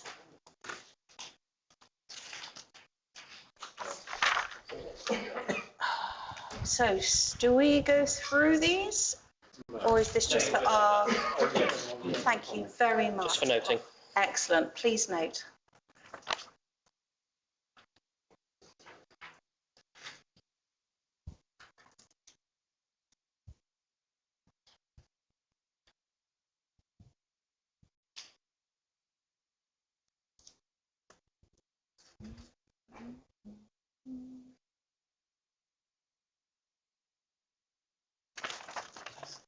Yes, Just a Councillor point of clarity, please, from the town clerk. On page 3, second one, the repairs to the St Dunstan's House wall, the car park wall. Yes. Did anything further happen with that? I'm waiting, Councillor White, for an answer from the insurance company. Thank you. They're being very cagey.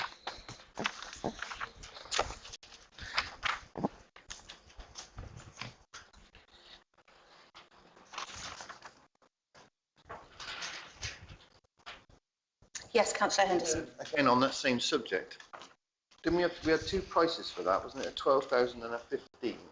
Am I getting the right?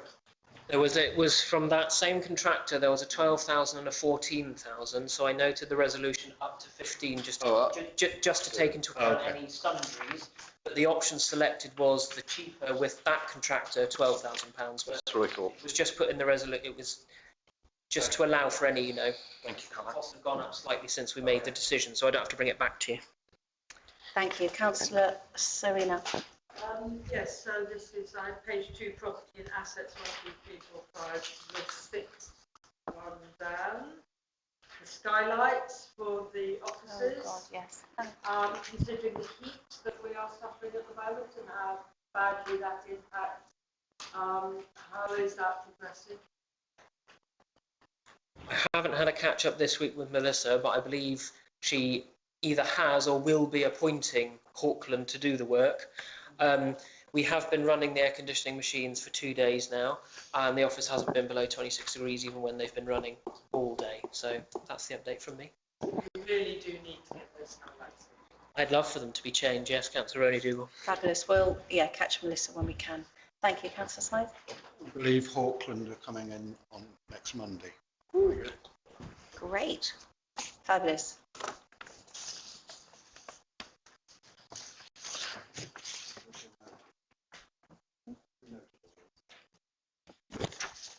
Right, we noted.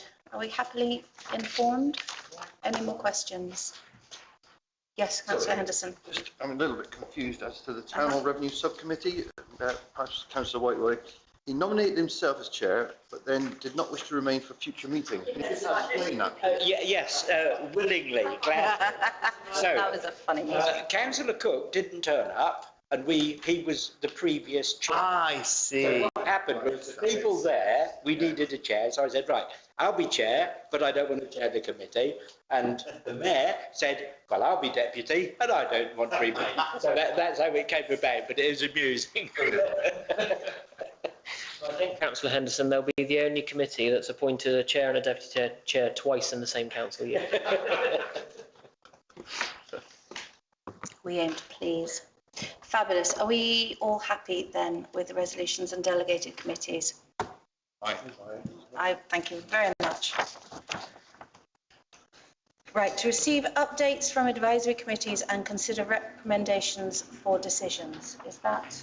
So, Your Worship, I went through all the advisory committees that had met, and none of them made any recommendations for full council. So I don't know if any chairs wish to give any verbal updates, but there were no recommendations for consideration that I could find for this meeting. Thank you very much, Connor. Yes, Councillor. As always, I'm happy to give an update, but there were no recommendations, same as, but I think it's nice to keep you all informed what's going on with the climate emergency group, because there's a lot going on.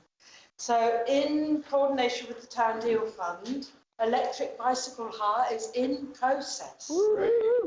Town Deal Fund, I think, are purchasing 50 electric bikes. Yep. A huge number like that. There's somebody called Steve DeRoss who works out near the Redbrick building who will look after them, maintain them. He's pretty difficult to deal with, but in terms of his quality of his work, he'll be okay to maintain them. There's somebody else who will be managing the business and the hiring of them.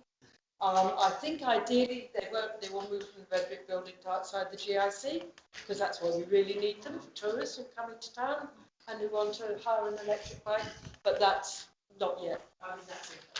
So I thought you'd like to know about that. There's a big green week happening this week, and in fact the eco climate emergency stall outside the town hall, we had our mayor actually today, so it was apparently well visited, and made a good presence for Big Green Week. There's going to be a litter pick walk, if anyone is interested in helping with litter picking. It's so needed. Ian Much has noted how Porchester drove. It gets so dirty down there in the rooms, and also Helpmore Drove. You know, we really do need to look after our town. So I remember Steve saying that the town council used to do it more than once. Did every 3 months. Yeah. You can help with Big Green Week to do a little pig walk. There's also a bus stop cleaning happening in order to help promote buses. There was one on Monday, there's another one on Friday, and in the process we're going to be putting up notices advertising that the fares are only £2. You can go all the way to Bristol for £2, Wow. all the way back again for £2, or to Yeovil or to Taunton or Bridgewater or whatever. And that £2 deal is being extended to October. Yes. Perfect. And so the notices are going to let people know about that. Now, apparently in Somerset overall, the numbers of people who are now using the buses, so with the pandemic, it sort of fell to zero, more or less. I think it was 10% of what the usage had been. It's up to 85%. Whoa. So we haven't quite regained where we were at before the pandemic, but we need to actually get it better than we were before the pandemic. So then we will get improved bus services where instead of it being once every 2 hours to Taunton, it might be once an hour to Taunton. You know, that would be fantastic, wouldn't it? Perfect. Same Shepton Mallet or so on. So we really need to promote bus use and getting people out of their cars and back into the buses like there was before the pandemic, and even more so. So that's going to be the other big thing that we are doing for Big Green Week. You've already heard Susanna and her survey about pedestrian crossings. And I know that when we did the highways thing, I was also asking for more pedestrian crossings on the Wells Road. I think this is something we should really push for, because there are more people now who are choosing to walk. And I appreciate that Steve said that people could walk from B&Q roundabout all the way to Benedict Street and back again. But me cycling that, I tell you, it's quite a long way. And with all the traffic, it's actually not, it's a nasty walk. And so to get another crossing going across that will be more useful for people who are either coming out of the housing estate or coming along Street Road, to be able to get across to all of the B&Qs and the Tesco's and all the rest of it. Brilliant, thank you. Would be really good. Perfect. And the same with the footpath down by the wagon and horses, for people to be able to get across the road to use the bus. So if we can continue to push. Perfect, thank you. That's one thing. And also, wasn't actually in the climate emergency report, but it was somebody who came to me, and I put her to Scarlett and to Connor, a suggestion that we have a car boot sale in Herbies Field. So this Brilliant. is more use of Herbies Field. That Love people are short on money at the moment, you know, people are struggling. Car boot sales are a good way for people to get rid of stuff they don't want and other people to get stuff at a cheap price. So that is a suggestion that maybe would come. Connor could maybe come for property and assets. Would that be an appropriate place for it to come to? Probably, Councillor. Okay. So Perfect, well, we'll make that happen, definitely. All for it. Love them. Thank you so much, Serena. That's great. Oh, you haven't finished. So I would like to propose that we investigate the possibility of having car boot sales in Herbies Field. I would second that. Can I just have a comment about that? Yes, please. When we were talking about this, the acquisition of Herbies Field, somebody did suggest, oh, we could have car boots. And it was kind of thought that it would be an imposition on the people that live in Mayor Road. Yeah, the cul-de-sac, what's it called? North Bridge. Yeah. North Bridge Close. And so it was kind of decided that we wouldn't go down that route. But I mean, I'm not saying it's dead in the water, but at the time it was thought that all that noise, all those people, you know, because you couldn't maybe just have one, you kind of have to have a monthly thing or whatever, and it might just be a little bit much for the residents. For a year. Well, I don't know. I'm just saying the thinking at the time was that we wouldn't. Well, I'm thinking. But you know, I'm not saying it's dead. Thank you. Let's for the fair.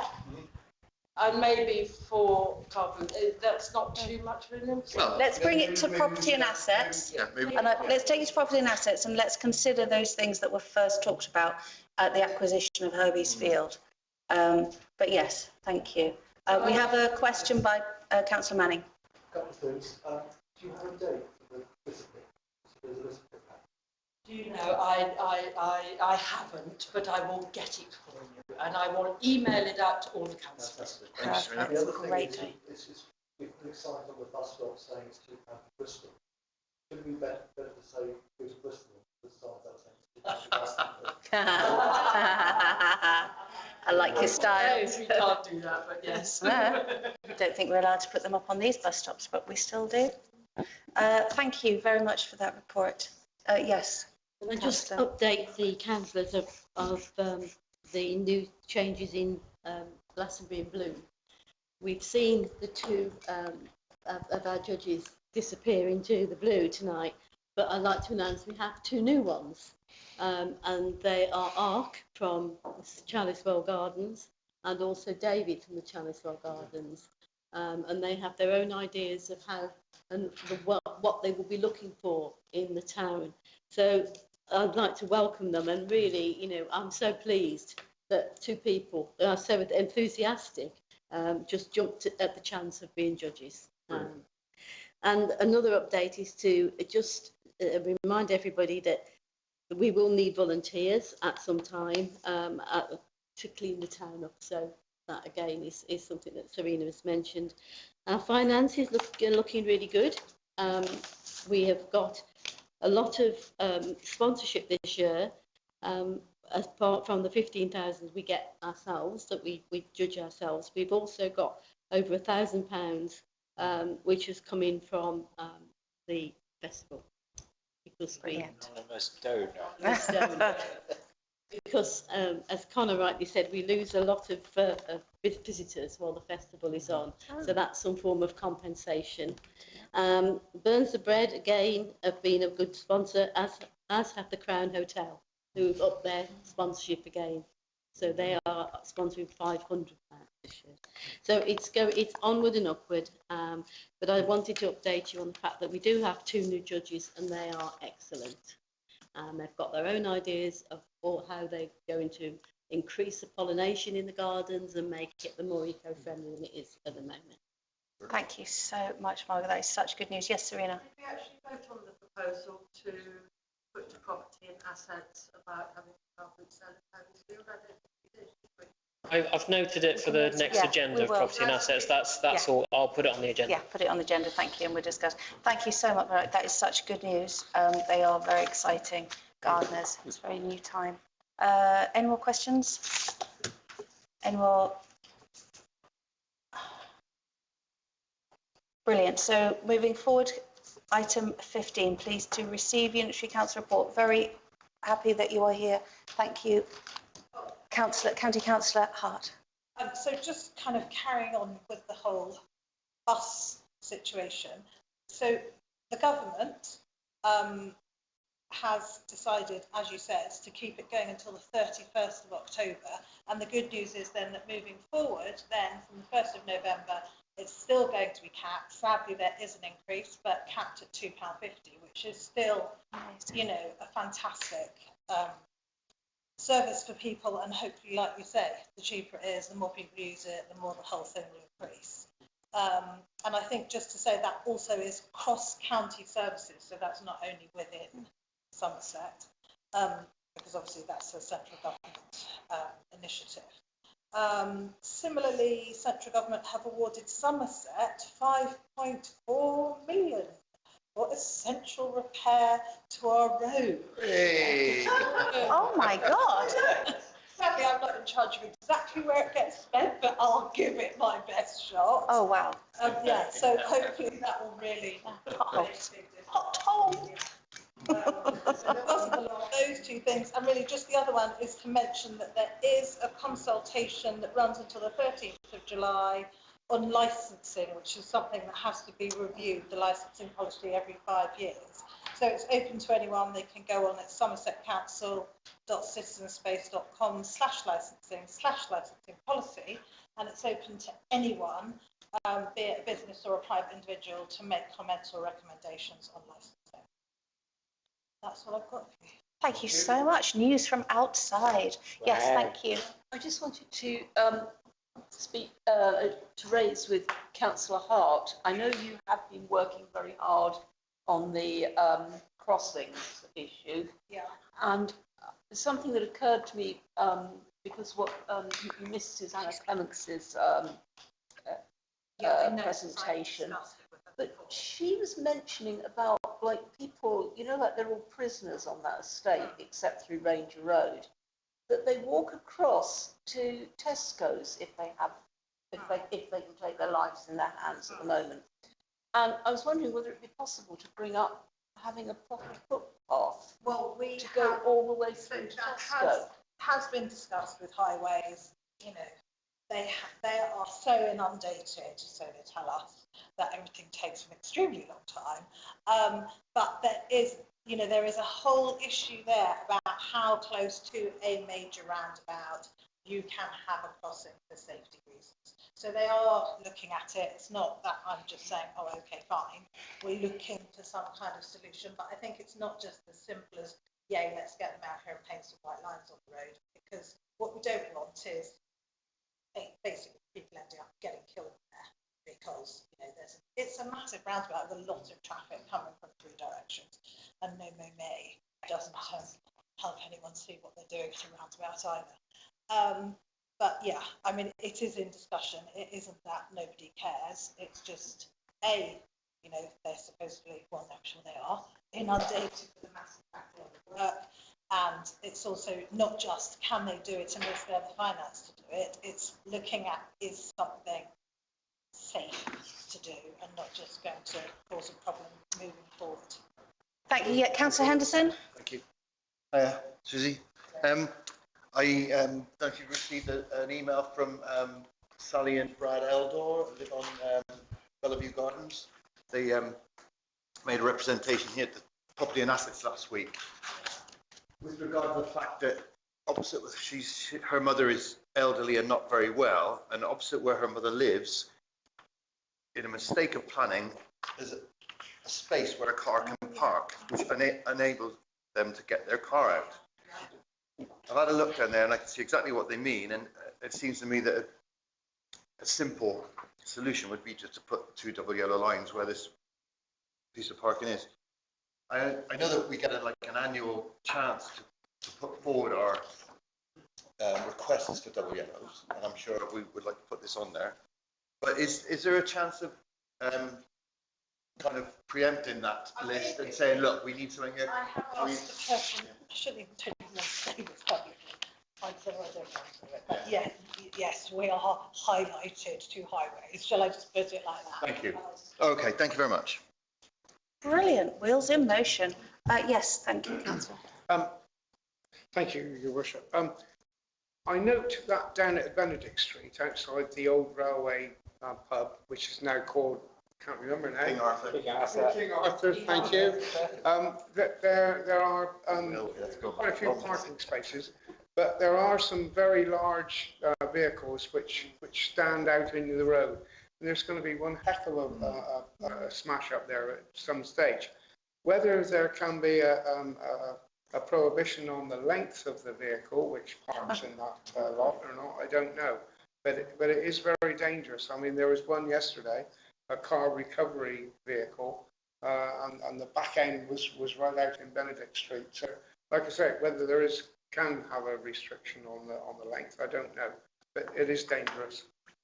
I can ask. Yeah. I don't think so. I think it's about are your 4 wheels in the space. But I mean, I can ask them. I think that just quickly, I don't know if people are aware, but it's a good thing to be aware and to pass on to members of the public who might not be aware that the best way to deal, so we're told we've received a slap on the wrist email from Highways literally today, so that everything should be reported through the website directly to Highways. Okay. Now, we did explain a lot of the communication that we have from locals does regard Highways, partly because they feel that they've done that online and they haven't had an outcome, and partly because what they've got they don't quite know how it fits into the kind of scaffolding that is there to report into. But yeah, it is just worth mentioning that there is a direct line in, if you go onto the website, to complain directly to Highways. And I can give that to Conor in case anyone doesn't have it. Thank you. Councillor Much, did you have a comment? Small point. Got to bear in mind that the delivery trucks from the breweries got to pull in there, really. Yeah. They're not going to be that short, are they? Yeah, well, this is quite long vehicles. Yeah. Okay, they're 4-wheelers, but they are quite long and they do cause a problem. Or they can cause a problem. Thank you for bringing that up. Any more questions or points, please, to County Councillor Hart? No, thank you very much. It's good to see you, Susie. Welcome. Fabulous. Can I just draw your attention to the clock? It is now just gone 9, and I think in Councillor Cousins' last meeting, he did actually, or Clark did actually bring up that we would now ask your permission to go, well, to go on a little bit further. 2.5 hours, Your Worship. Oh, okay. It's just ticked over 2 hours on the 2.5 hours. live stream, and you don't count public participation, so you've probably got about 35 to 45 minutes. You lucky people. Fabulous. Carrying on.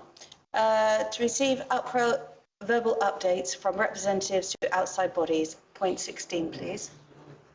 Do we have any? Yes, that's me. That's you. Hello, you. Thank you, Councillor. Town deal. Oh, traffic noise. Town deal. I'll give you a quick update. Not everything, but I'll give you the sort of exciting bits. So it's getting exciting.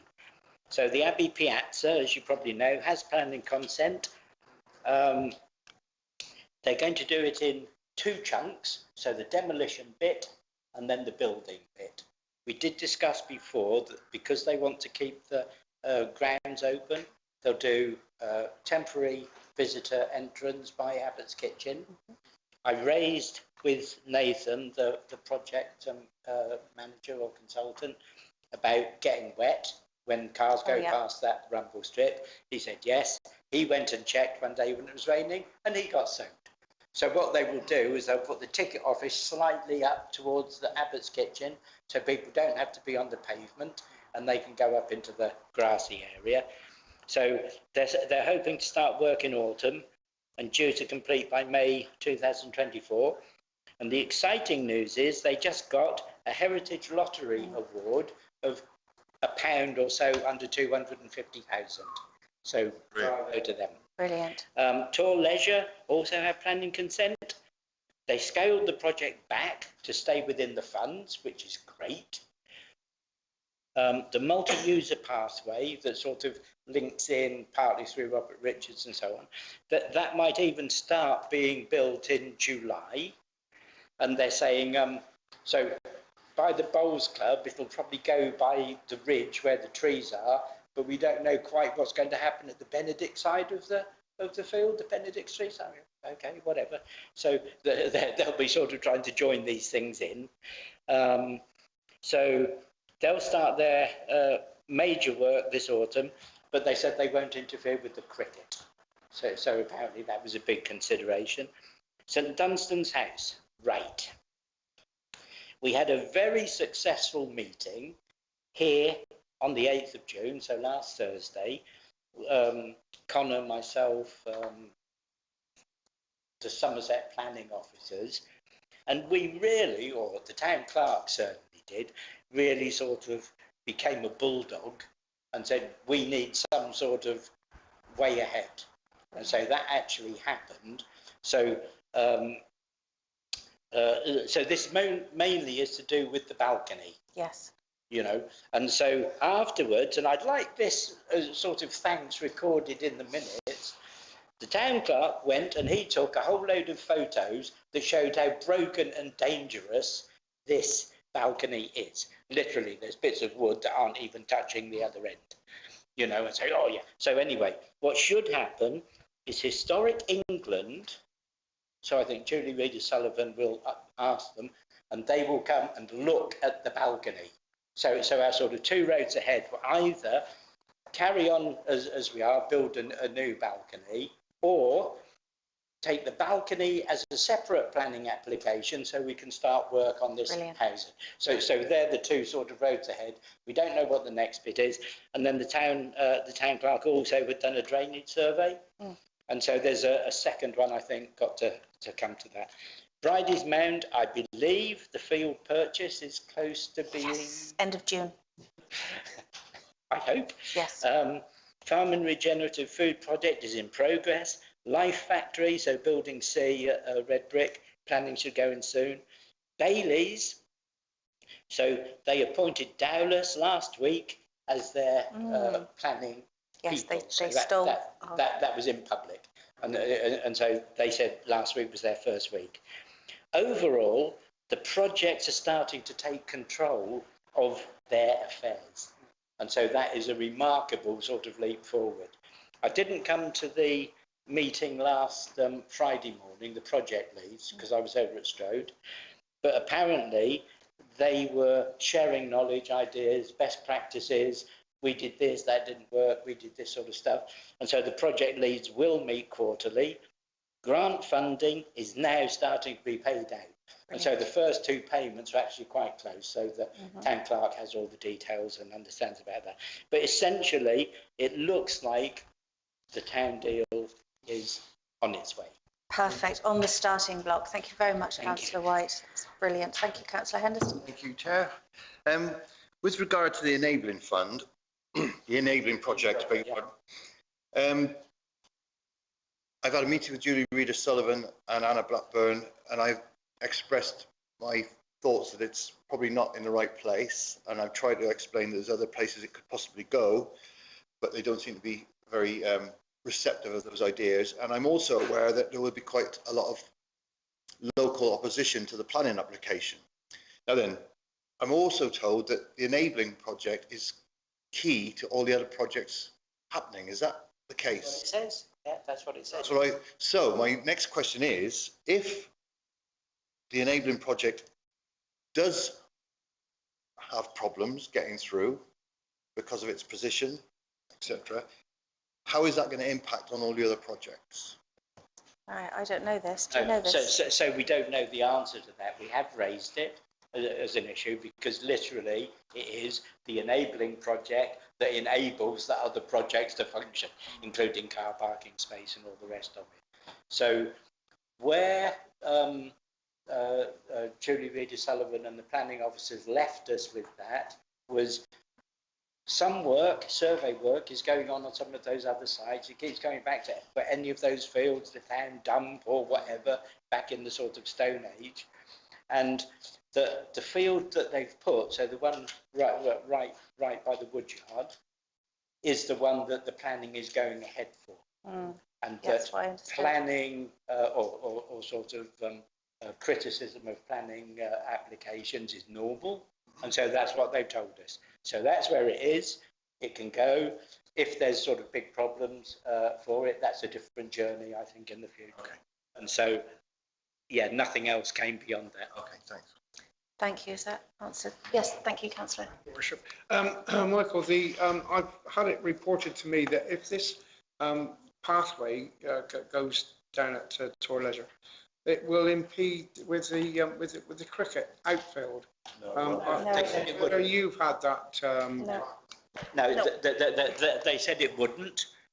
And so I think it's going to go somewhere from where like the clubhouse is, somewhere round towards where the Air Cadets place is, and then along that, the ridge where the big trees are. So I think it's going to disappear there, down towards Sea Cadets, things like that. But I get some more information, but that's what has been reported. I believe they're going to have another open day. Yeah, well, I told him that's wrong. Yeah. Right, okay. I believe they're going to have another open day at some point. There's a paths meeting on the 15th of June where they will be discussing the paths for the Town Deal Fund. 15th of June. I think is that at the Red Brick Building? I don't know. I think it might be, but the 15th of June, and that's when all the paths, not just the Tor Leisure one, but they're proposing a whole load of different paths. It's just that was reported to me, and so that's when that's the opportunity to Thank you, Councillor. Is that an open meeting? Is that one that? I don't know who organised it. Okay, if that question can just go forward. Thank you. Did you say Red Brick? Red Brick, yes. Red Brick. What's that, 7 o'clock or something? Let's find out the actual details, yes, and then email you the actual details, or if it's not public. No, a day at after least. tomorrow. Okay. Because I've got it on my laptop. Thank you. Thank you. Any more updates from outside bodies? Thank you very much then, Councillor White. Moving on to item 17, mayor's announcements. Do we have any mayor's announcements? I don't have any mayor's announcements. That's me. No mayor's announcements. Fabulous. Yes. Does the ex-mayor have any announcements? Item 18, correspondence, communications and announcements. I think there was something, wasn't there? Oh, may I, Your Worship, first off, seek general consensus from the members of the Town Hall Revenue Subcommittee to postpone their coming meeting this Thursday. It was scheduled ahead of an event where we were to be running, I believe, either a cafe or a bar. That's now not happening. So it would really help myself and Jackie out if we didn't have to prepare for and run that meeting this Thursday. But in fact, we look in the diary and email round all the members and set a date closer to a time when we will be using the town hall. So if I can just get a bit of a general nod. Fabulous, yeah, everyone that's on the revenue. I'm happy to come. Yeah, I'm happy, you're happy, you're on it, excellent. We're all very happy, thank you very much. I'm pretty sure that there is an item of correspondence that I have to raise with you. I'm just waiting for the computer to log in and let me get to it.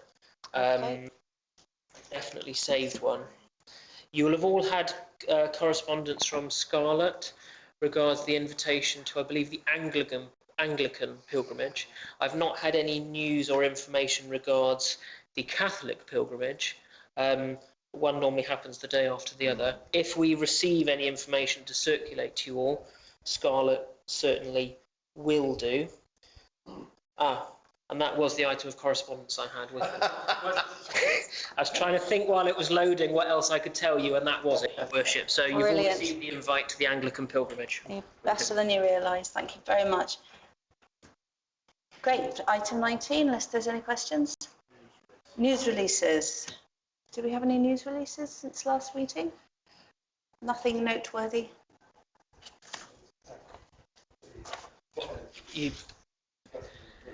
Thanking the chairs of the Glastonbury and Brew. Yes, and I think we've got pictures, don't we? You mean the new judges for Glastonbury and Bloom? I suppose, yeah, the new judges, but also the thank you for the... Oh, absolutely. Yes, I can add all of that. Thank Brilliant. You. Yes. And maybe, yeah, the announcement of our, Yes. yeah, of the new ones. All right. Perfect. How exciting. In terms of actions then, Your Worship, Yep. I have noted to bring consideration of a water feature to property and assets. Yes. I have noted that it is Councillor Cousins as the permanent member with Councillor Smythe as the stand-in for Town Centre Crime Reduction Advisory Committee. I will ask the clerk of the Town Centre Crime Reduction Advisory Committee to liaise with the police regards a breakdown of their figures.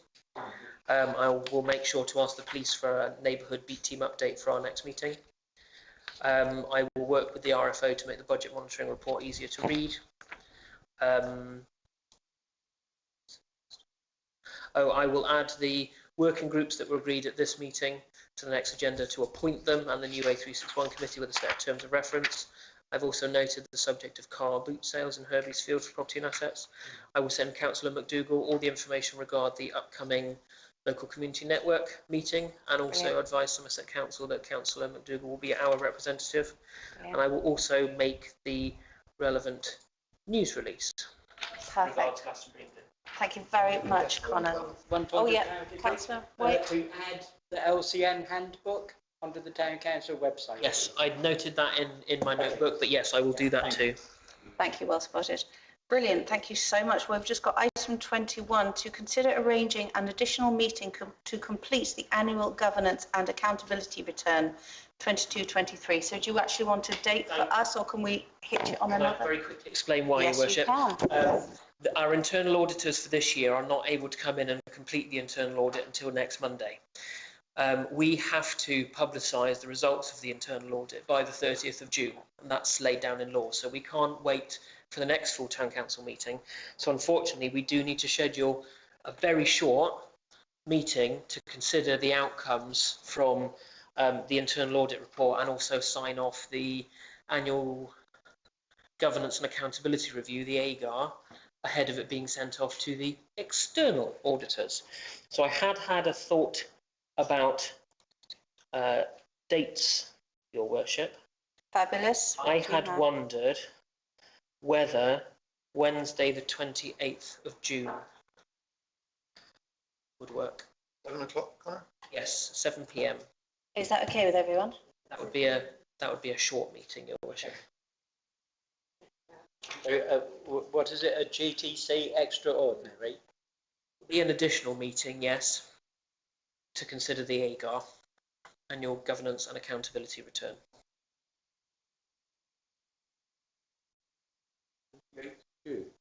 Yes, Wednesday the 28th of June. We have to submit it by the 30th.